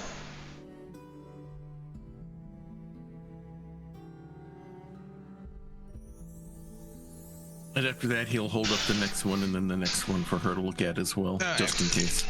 So, and I'm just gonna do the same thing. Sure. 35 on the first belt. Buckle he held up.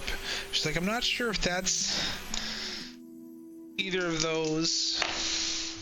And 94 on the third. Let's do that on. Let's make my own sanity. And she recognizes the last belt buckle as Zildri's.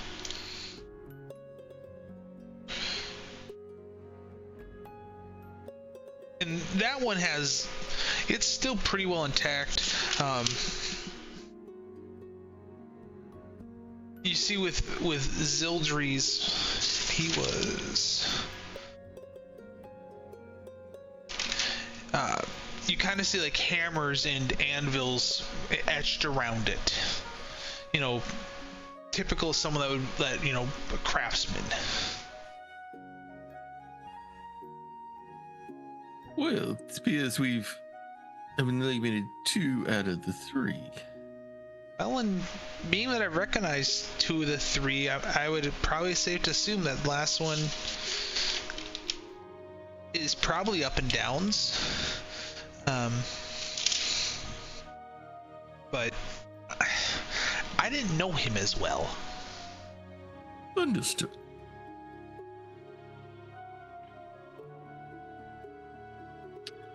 And it looks like it indirectly helped you with your goblin problem as well, at least with one, shall we say. Yeah.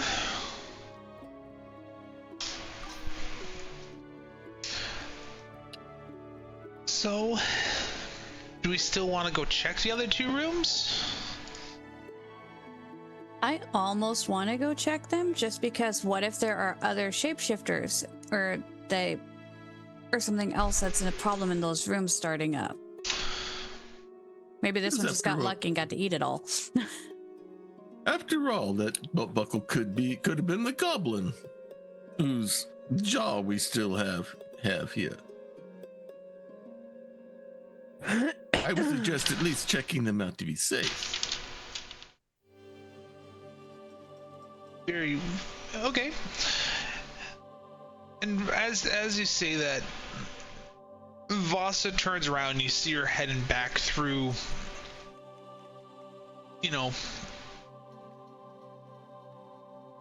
through the cave sections. Let's go ahead and bring this down a level so that way I can, come on.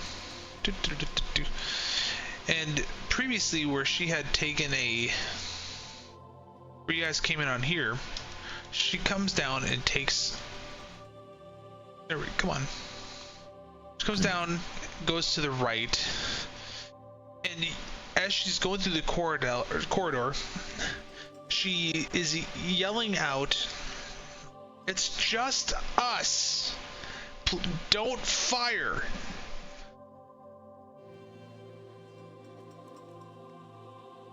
Leshira, Valkor, and Dave recognized that this next room would have been the crossbow, that automated crossbow, and you just hear a very eccentric gnome go, "I would need to test this to make sure that the new targeting mechanism works. You're no fun."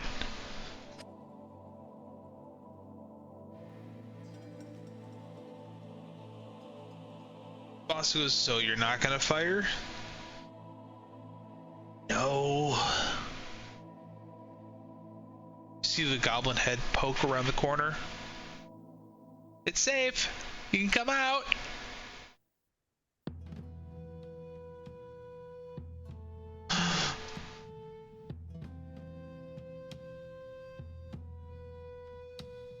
Being that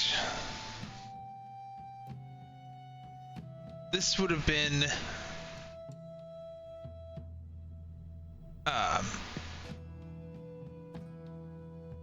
Gray's first time seeing this weapon, what you see is 4 crossbows coming together in a corner, all at their hilts in a circular fashion with mechanisms that look to automatically reload them. Up above, you see a rock gnome sitting in a chair with tons of levers that she can spin around. And you see her just spinning around, moving other levers. You see the crossbow moving around. She is testing out unloading functions and reloading. And she looks down at you and goes, "You weren't with them before." "Boss, are you sure I can't fire?" Yes, I would appreciate it if I was not used as a test subject for your little invention.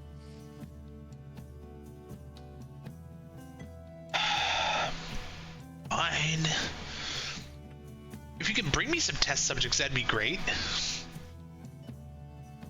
I will keep that in mind.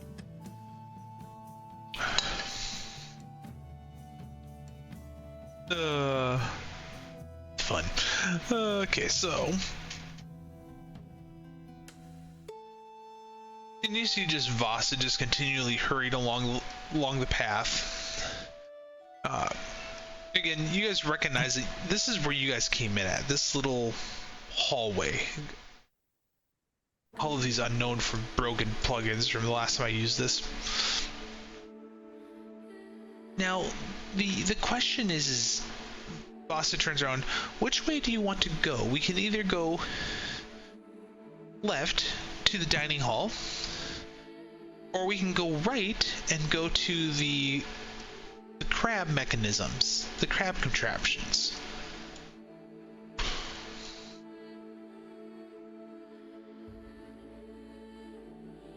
Either way, at the end of we'll come back around and we'll still get to the kitchen and the pantry. Just which way do you want to take? I think the pantry, because they're the only ones that have an unknown on if that was their belt or not. What do you guys think?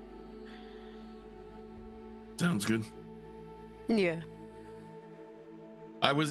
Gray wasn't with you guys the first time, so you guys know where you heavily hit before and all that. So I'm following your lead on this. Well, both of these locations will be new to us as well.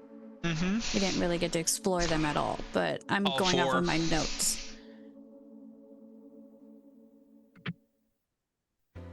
Well, and going off of your notes, you recognize that this is where you would have come in at. So there's a little stairwell through here, and you guys went right out the gate. So Vasa looks at you and goes, well, let's go ahead and we'll take the shorter path to the kitchen and the pantry. She brings you up this little stairwell, and she goes, forgive the smallness of the dining room. We try not to have the kitchen overwhelmed, and you just see a table with 6 chairs around it. You know, it's set up for, you know, even the plates and the mugs it's set up for 6 gnomes at a time.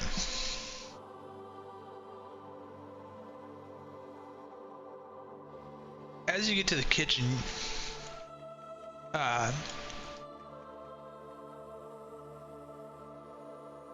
you start smelling,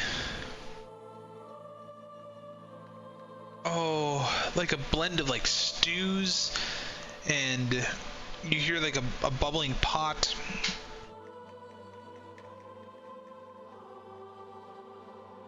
And you can tell that, you know, and there's a big stock pot. And, you know, the old joke of, you know, family of 6, you see the stock pot pull out, you're not going to be having stew or soup for a week. That's the size stock pot that you're seeing, is just that big one, and you see the bubbling on it. And just looking at it, it comes up about this far from the top of that stock pot, like it is full. But very, very aromatic, you know. You don't know if it's a boar or a deer, but it smells good. He actually want to be here because he's over in the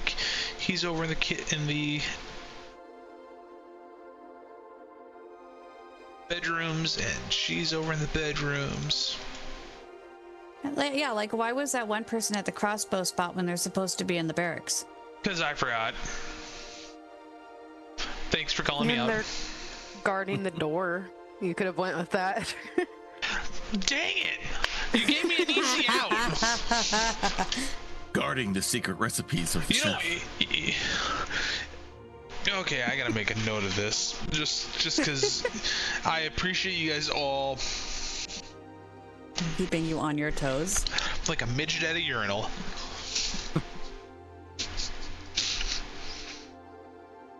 Alright, Is that so just a giant mushroom, by the way? yes, that is a giant mushroom.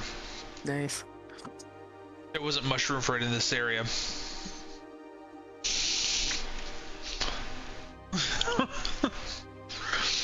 So finally, as she gets you in, you see this narrow corridor. Unlike most of the other runs where, it's easily a 5 foot wide, this one's just a slightly narrower, probably about 3 feet. You guys can still walk through it, just not as comfortably. But as you get closer to it, you definitely feel like a coldness coming through. And Voss brings you back to like what they're calling the pantry, and you come in there, and I apologize for not lining all the shelves, but you see immediately you can feel it. It's probably 10 degrees colder, if not more. You also know that you walked probably 50 feet from the kitchen into the mountains, but you see one section vegetables and fruit, various meats. You see things that look like they've been trying to can or preserve them. Different oils and maybe like different types of butter. And Vasa looks and she goes, I always forget how well they keep this organized, but this would have been up and down. But yeah, you can definitely tell that up and down's been missing for a couple days. This shelf's usually up here, and it's down probably about a third of it's missing. This one, about half of it's missing. There's about 4 days worth of food that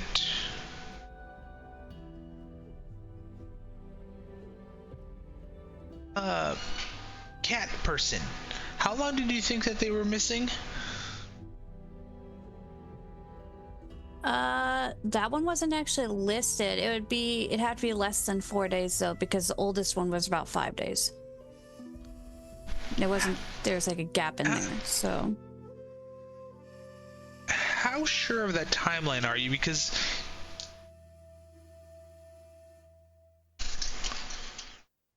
I mean, he could have been sick before he went missing and didn't actually get to come down, but he was in his bed 4 days. Well, 4 days, potentially 4 days ago. Yeah. I'm gonna roll a percentile dice, and anything above 75%, you're gonna be very, very sure that number. Okay.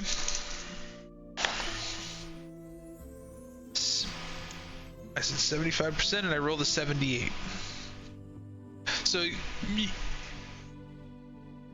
with that, knowing that you're probably 95% sure of your timeline of potentially 5 days at the oldest. Okay. As you're talking with Vasa regarding this, how would you play that out? I have a lot of experience in tracking and being able to tell how old scents are from my days back home. And I am very positive that he was in bed at least within that 4 day mark. If he was sick in bed, so he couldn't go to work that day, that'd be one thing. And maybe he went to work the next day and that's when he got caught. But I just know he was in bed 4 days ago.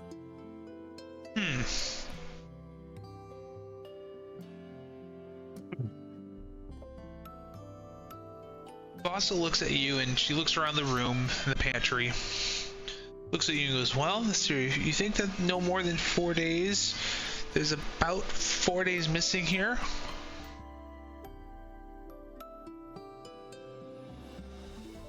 That's the only belt buckle I didn't recognize. Correct, Mr. Getting Out of Ropes?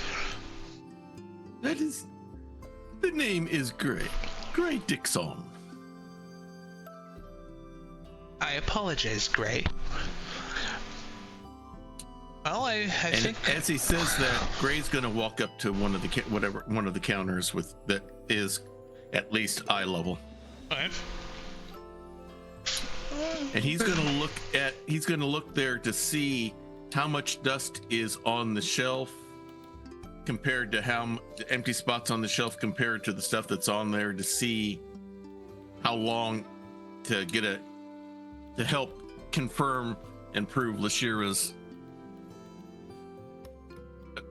assertion about the 4 day thing. Okay.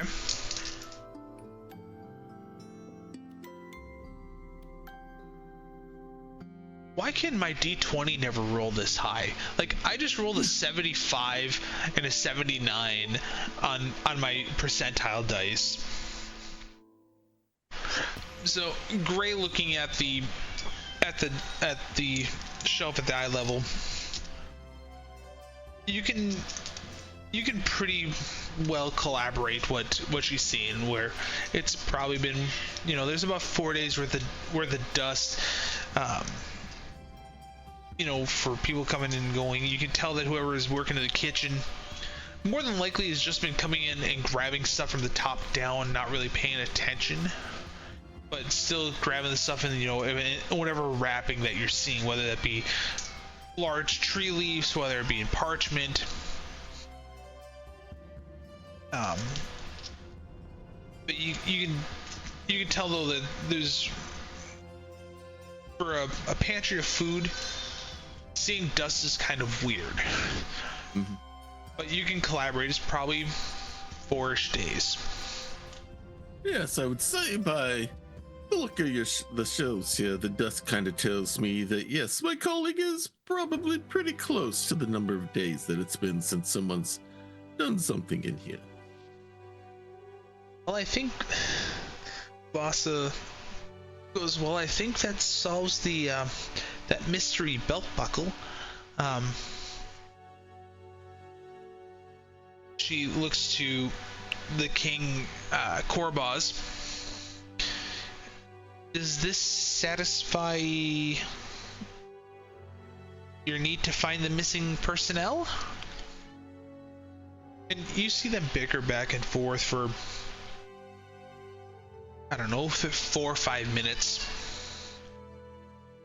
And Korbaz finally goes, yes, now get me out of this straitjacket. I'm pretty sure that we got rid of the shapeshifter, and now I'll figure out better ways to keep track of people, or at least a more proactive roll call.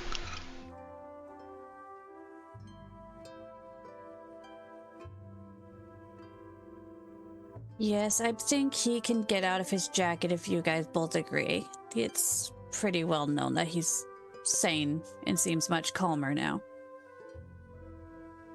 I guess Valkor takes off the straitjacket and hands it back to him.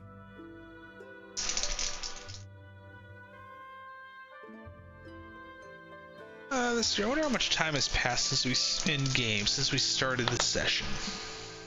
I've been thinking about that this whole time, and I'm not. Looks like about 50-ish minutes. Oh gosh. So, Valkor paying attention to time, from what they said, you got probably about an hour and a half left of the shrinking potion, and paying attention to the time, you know that 50 minutes has passed. What are you thinking, or saying, or doing?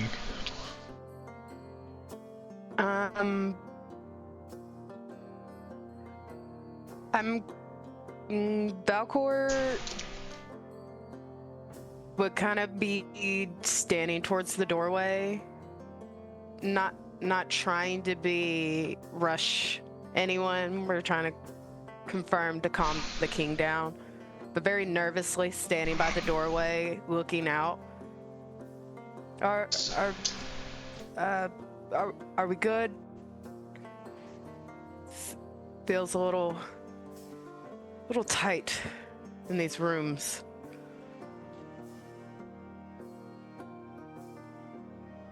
We are really close to the entrance. Should we head back to the entryway at least? So if they do go poof and get big again, you'll be in a safe spot. Valkor will be very happy. I want to make sure just so that Dave's included. Is there anything you wanted to mention, Dave, regarding what is transpiring?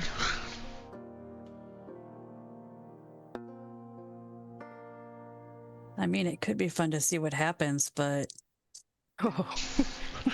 Not in a hallway that's like 3.5 feet wide versus the normal 5. it won't be 3.5 feet for very long. Depends on if it's like the Hulk kind of transforming, where it's just, or very slowly, like I'll get a big toe or a big finger. I didn't think about big that, but eye that, coming out, big eye coming out. serious. Is that something that we want? No, we don't want that. I'll take the Hulk transformation, please.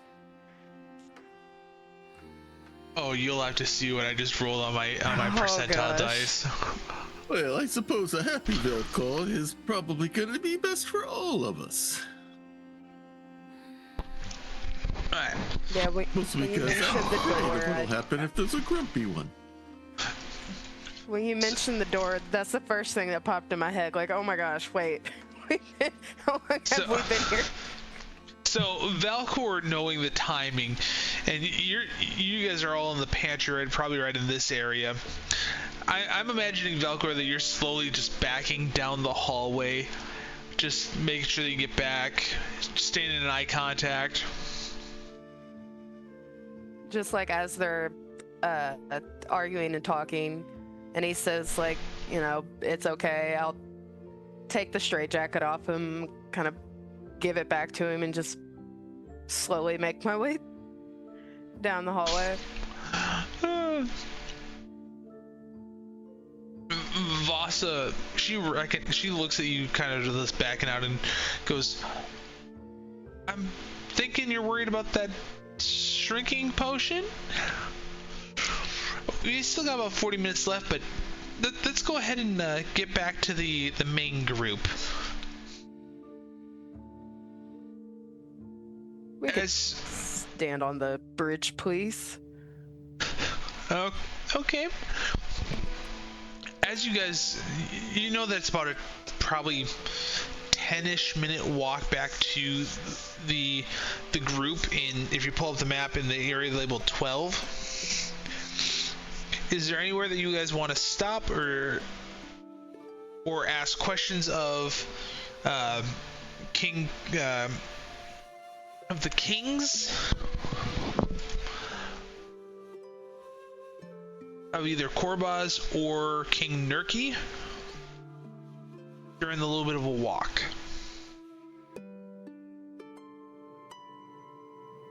What did we originally come here for again? Items to kill a dragon. Right. So it would also be, Fabian had been setting up as like they'll see what they can do if we can help them with their shapeshifter and crazy king problem.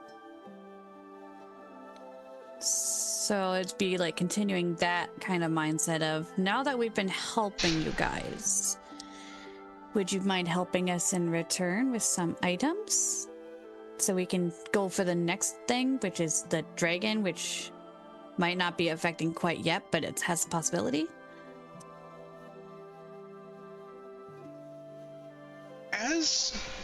As you're walking back, the king goes, oh, the dragon. King Nurki specifically. I've heard of rumors of a dragon.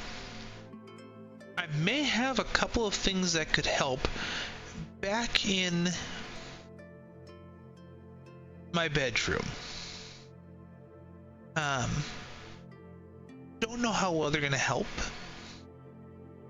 but let's see what we can do. And he goes, two of the things that we could probably help with is a wand of pyrotechnics. Have any of you guys ever heard of it? No, but it sounds delightfully interesting. Yes, that's very fun. You made boomstick. Yes, we did.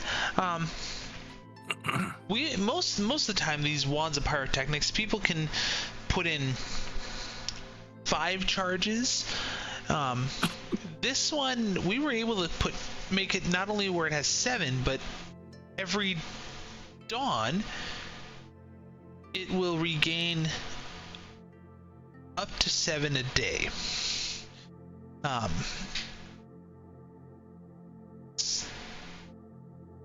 You just pull it up for you, and pretty much what it does, it creates a burst of multicolored light that you can see up to 60 feet away, and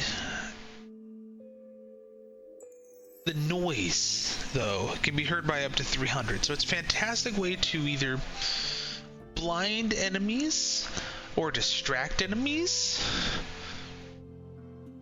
It doesn't do any damage that I know of, but it's a great for distracting. The other one that I should take it back. I should say the other one, but I've got 3 things that may help. That's the first. The second one is a hat of wizardry, and if you have anyone that needs a focus like a wizard, it can act as a focus that you can wear instead of the typical holding a pole or holding whatever they need to. But it also allows them to try a cantrip that they normally wouldn't have. That they could try without having to learn it. And you see Korbaz kind of give Nurki like an elbow, going, so what do you got? Being that they've actually told everyone that you're not crazy, including myself.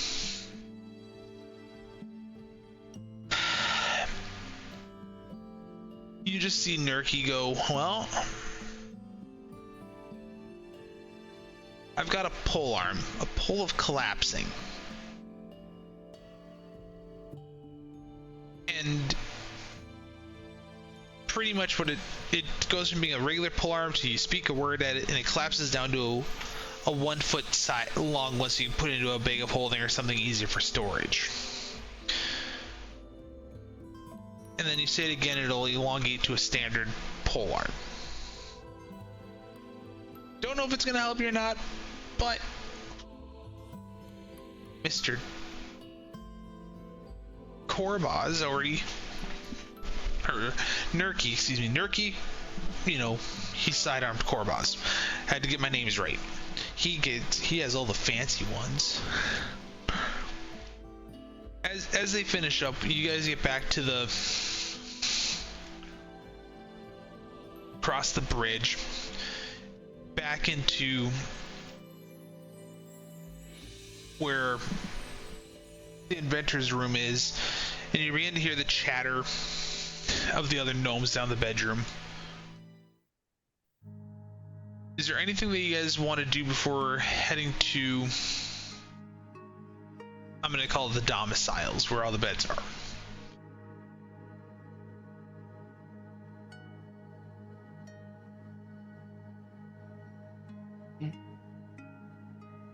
Nothing at this time. Oh, yeah. For me, anyway. Dave, Valkor, Leshira.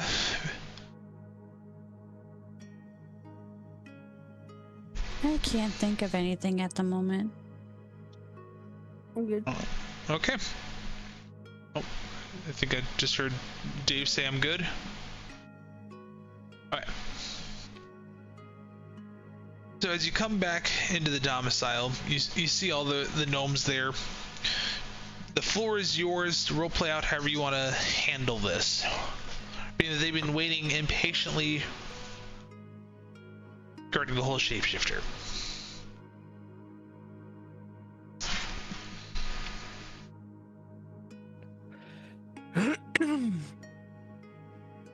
We killed your mimic for you. Valkor says very quickly and bluntly. The king wasn't crazy. Don't worry about it. Thank you for all sitting here so that we could take care of it and not kill you guys too by accident. And as you're So it saying turns that, out your king isn't as crazy as maybe you completely thought.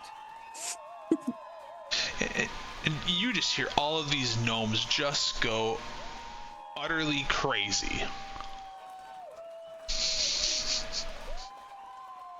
Oh, so he is just like them. Well, I'm not sure if you heard the little cheering effects that I put on. I had to have some fun with it. No, I did not It was hear great. it. Aw. I have it kind of muted because it was distracting. Ah, okay. Aw, sadness. Note to self. There, I just turned the volume down on it, but I can still hear stuff. Well, I just did the stopped same. it, so no. But you just heard all of the gnomes just cheering about the shapeshifter, and how would you role play out this? Valkor's got like 40 minutes left on potion. You guys just said that yes, there was a shapeshifter. We found it. We killed it. The floor is yours. I think we need to decide on those items. Can we have more than one? Is it only one? What ones would be useful?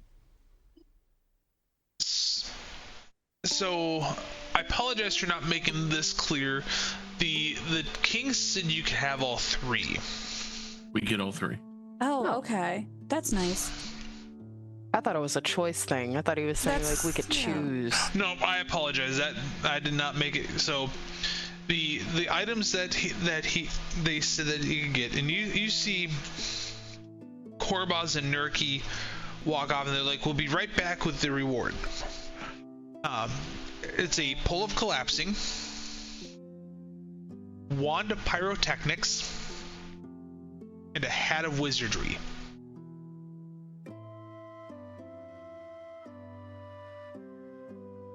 I look towards Valkor and say, well, you could probably put this pole on to good use. It'd be easy to carry and not burden you down as much as possibly other weapons that you carry. What is it? You said it was a 10-foot pole? It's a pole arm, so it's a 10-foot pole, and when you're done using it, you can speak a command word to it, and it'll collapse to 1 foot. With command words, you don't have to say collapse. You could say hokey pokey, and once it knows the command, that's what it'll always respond to either collapse or expand. Oh, it's a pole, not a polearm weapon. Correct. It could. Okay, I'm sorry. I misunderstood. Still treat it as like a polearm weapon because of the overall length. It'll still do that type of damage. It's just 10 feet long. So instead of a typical polearm, which gives you, I think, a 5-foot reach, this would give you a 10-foot. You could say the hokey pokey and shrink the stick on down. That's what it's all about. So it's just like a. Why It's like did a I make pole. that reference? Yes. I mean, cool. I could bonk people on the head with it and then stow it away. Oh my goodness, you could use it like an attack thing where you like hold it, you say the word, and it goes boonk, and then you say the word again and it pops back in. I can see it now. You give it to an enemy and they're exploring, and you're just like, bananas, and just push.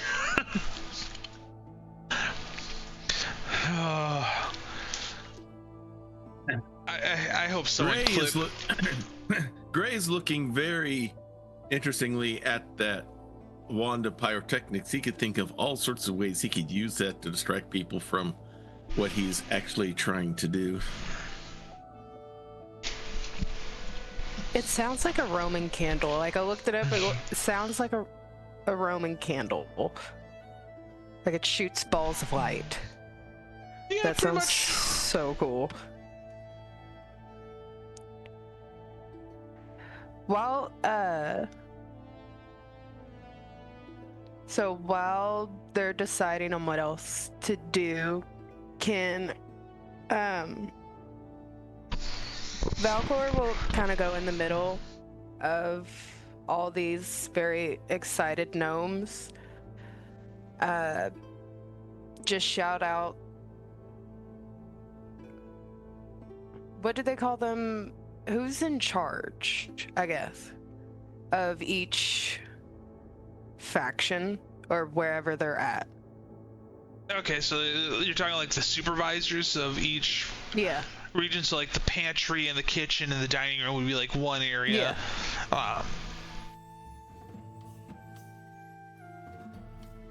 So looking at, I'm gonna call it this region. So the people, so the pantry, dining hall, kitchen, and the wine storage. Let's say that would be, let's go to the kitchen. Joybell, who's that female, let's say she's in charge of those 4 areas. Where the barrel crabs were and that crossbow. So I probably should write this down for myself too. And Joybell was the one that identified the missing person in the pantry, like, oh, this person, yeah. So Joybell wasn't there, it was just us and Vasa. What I mean is, though, when when you guys are first in here with the 3 missing, that part of like, oh, okay. Entry, wine storage. Wow, my handwriting is atrocious. Crab things, crossbows. So the crab things and the crossbows, they're like they're gonna be more weapon based. And the person in charge of that is Factor. When she was the one that was sitting in the chair when you guys first entered, with all the levers. The one that I forgot that should have been back in here when you were there last time. So she's in charge of, I'm going to call it, automated weapons. Is she still back in the chair? No, she's in here the way that it should have been. So ignore the fact that she was in the chair earlier, because I forgot that I told everyone in here. And in fact, I'm going to make a note of this too before I forget it.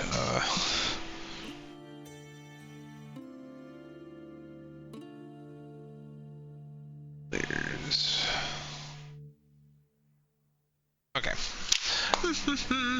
Nothing like causing a little bit of chaos. So that covers the far side of, of the bridge and over this way. On this side, the people that are pretty much in charge are gonna be Fibblestip and Dabbledop. Like, this is their domain. They're as the final inventors. You have to go through their workshop to even get to the king. No, Pat, there's no TPK.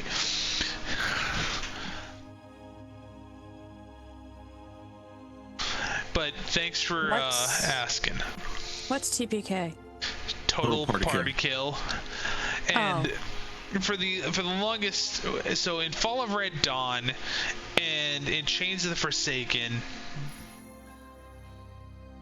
Pat always wants to have everyone just get killed. Well, we were throwing out friggin' 20s and 18s and 21s, so there was no way. Yep. So, with this side of the bridge, being that the only pretty much sections are that spinning blade area and the workshop, this is Fibblestip and Dabbledop's domain. So, Valkor, being that you're yelling out for the supervisors, what are you saying? I'm gonna, as they come up towards me, just bonk each of them on the head, like bonk, and say, "You had one job. Now make job better. Keep your people." As you go to bonk Fibblestip, who's been like the third person, she reaches out and grabs whatever you're bonking with and goes, "Fibblestip and Dabbledop only work by ourselves. We don't have people with us. Bonk the other two." Did you notice? Did you not shoot your king? I didn't kill the king. And He's yes, not dead, but he's crazy. he was crazy. And it turns out that He wasn't crazy, and your thing doesn't work. Fix it. what she said, what cat person said. Yes, but you still naughty and you shot at your king. Bonk away. Is this when you go behind and you bonk from the back, Leshira? Yes. You never shoot at your king or at person in charge. I just felt like they all needed a good bonk. Like, you're in charge of people. You had, like, literally one job. And you just hear a collective sigh and groan from the four people. And they're like, "Is there anything else you need from us? We thank you for getting our king back to normal.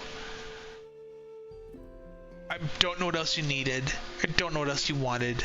Don't know why you came here. I'm sure Vasa and these two. But can we get back to our work?"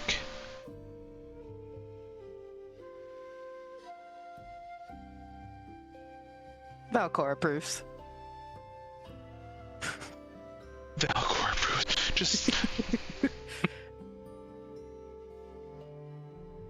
And with that completed, Gray's gonna walk up to all three of you and say, "You know what? I kind of like you three. You're definitely more entertaining than the stuff I'd normally do. Do you mind if I say, tag along for whatever you may be having on your list of things to do next? You'll find me quite handy." I think that might be a good thing to do. I mean, it won't hurt not having an extra party member with us. I promise to behave myself, at least most of the time. No stealing. At least not from me. I have That's thoughts. fine. That's fine. I'm sure there will be other more entertaining places where I can take care of my itchy fingers.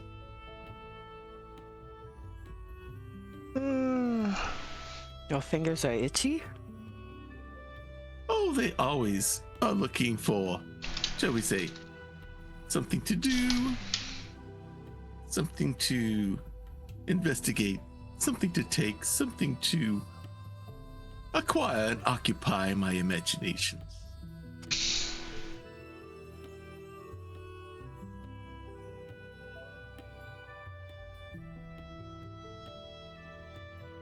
I'll have to keep my whip handy with this one. Oh, don't worry. Your claws are more than enough to keep. Your claw, you've got more. I reach for my daggers, pull them up, flip them in my hands real quick, and pull them right back into the daggers. Your claws are probably.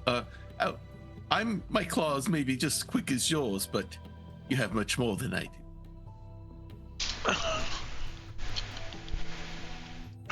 I expect lots of fun with you along. So Valkor, as we finalize like the last 10 minutes of stream, you're beginning to be more and more patient because you realize that you've got about 20 minutes left of the shrinking potion. What's going through your head right now, knowing that pretty much from here you guys are going to be heading back to Phandalin? You got 3 magic items. You've got a shrinking potion that you don't know how it's going to wear off. You just know about how much time.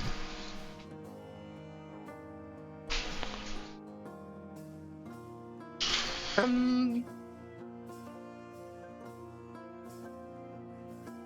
feel like Valkor would probably, after doing the bonk and listening to Gray and Leshira, I'm kind of motioning them towards the door as we're chit-chatting away. Because doesn't matter what's gonna happen, I want to do this not inside of a cave. That would be great. As you're heading towards the door, you see Nurki come back, the non-crazy king, and he hands you the 3 items that he described. You know, the pole of collapsing, the wand of pyrotechnics, and the hat of wizardry. And he goes, don't know how well this is going to be helpful to you, but at least here's a thanks. And he's like, now the question is, are each of you guys able to use these, or is this going to go into like a collective pool? Because I want to at least make sure that this is good for everyone. Oh, I feel that wand could be quite useful for me.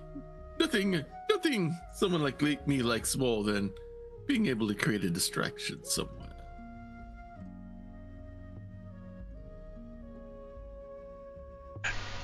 And I will reach out and take it and put it in my pack. I don't know how to work at either of the other 2 things into how I kind of fight. So I'd see if maybe Dave can use the hat, because I think the pole would go really well with Valkor, but I don't think I can use either of them. That would be funny, because Dave being Dave using a 10-foot tall pole. And that's why I said Valkor God, gets the pole, but that would be funny with Dave too. As you guys are saying that, you just hear a heavy sigh, and Korboss comes up and he goes, I have one more thing for you. I didn't want to, but I probably should, so that way it's for, each person can get something, but whatever. And you see him holding like a necklace that looks like a clock.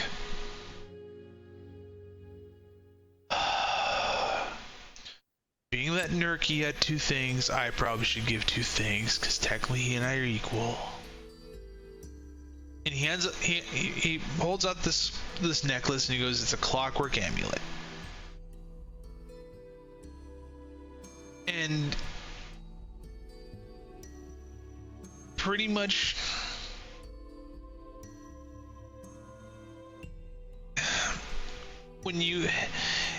he's trying to find the words, and he goes, when you make an attack while wearing the amulet, you can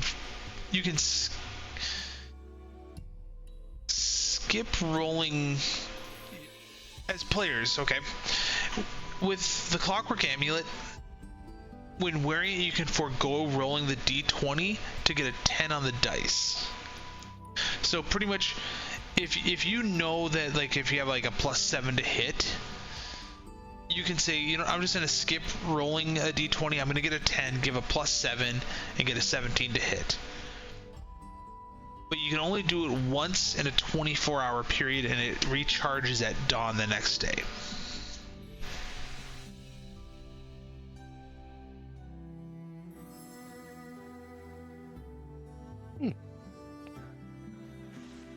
That is very interesting. think I might be able to use that. It could go in because that doesn't work with just attack. Can it be used in other checks as well? Yes, pretty much anything that you'd roll a d20 on, You it'll can use it for automatically attack or saves. it'll automatically give you a 10, so that way you can add your modifier to it. Well, I wasn't just thinking of attacking, defending. I was also thinking of like persuasion, deception, Yep. anything like that. Anything. Yep. Exactly. So, yep. That's exactly. So all of those checks is a d20. The only time that you'd roll something that isn't a d20 is like if I say, hey, roll a percentile dice, and you'd roll the 2 d10s and put them together like a percentile. If you're rolling to level up, then you'd roll a hit die, which could be, you know, a d6, a d10, a d8, whatever it is. But for the most part, the dice that you're going to roll the most is a d20. Okay? I think I'd find that very useful in the upcoming battles and adventures that we have. As you take that amulet, you just hear Korbaz goes, oh, I hope you can use it. I was trying to save this, but my conscience got to me, and hopefully everyone got something. Is Dave okay with the hat of mischief right there? Hat of wizardry. Yeah, that one. Well, hopefully next session she'll be able to be on camera, because hopefully the mother-in-law will be back from Jamaica. But let's go ahead and we'll end session here. We got a few minutes left on break, so I'll give you guys a minute to think of you know, like a star that you'd have for this session. And while you guys think of that, I'm going to go through the different partners. For those that don't know, Disorderly Dice, we like to partner with different communities that are family friendly, that also want to help either seasoned people get more experience, new people get into the game. I'm going to start with Lord Ashes. He actually is a person that designs a lot of plugins for Tailspire, which is the virtual tabletop environment that we use. Both myself and Rory. Rory's got an entire list of fantastic plugins that Lord Ashes has designed. He's got a great community if you want to be part of it, and just testing different things for him. Or if you're looking to have anything made as far as artwork, Art of Mike Disney, he does illustrations, drawing, sculpting, painting, and miniatures. Does very, very good detailed work. You can see him streaming on Twitch quite a lot as he's doing some of these live paintings. A little bit more local than myself and our Minnesota crews, you have Guild Superior. They're up on Lake Superior in the Duluth Superior region, and they call themselves a bunch of oddballs. Dave is pretty active in our server, and we try to be pretty active in his. Loot Die Repeat, they stream every Tuesday night, 7:30. And the text that they gave us is literally this. They think of themselves just a bunch of schmucks sitting around a table telling great, funny stories. If you ever get a chance to watch some of their streams on YouTube or Twitch, they are hilarious to watch. And finally, the old school original gangster of D&D, Lord Gazumba. He's one of the longest, if not the longest, streamer of Greyhawk.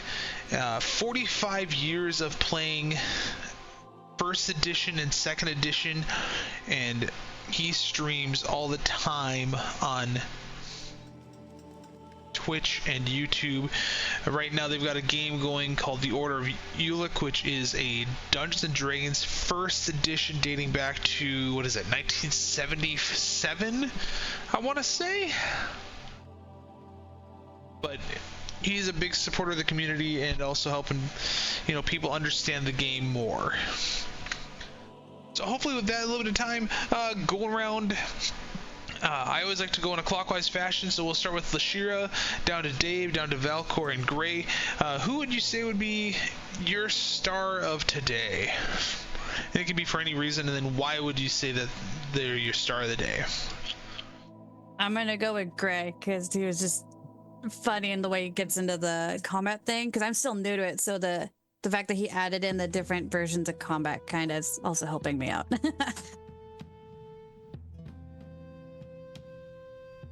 Okay. Not sure if Dave is busy or can hear me. For 30 seconds, 15 seconds. Or maybe she's taking care of little man.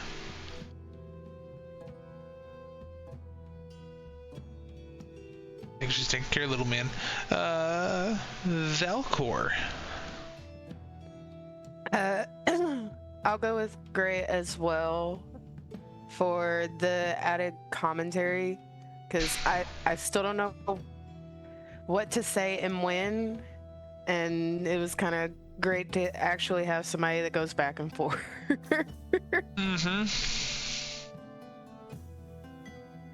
And Mr. Gray.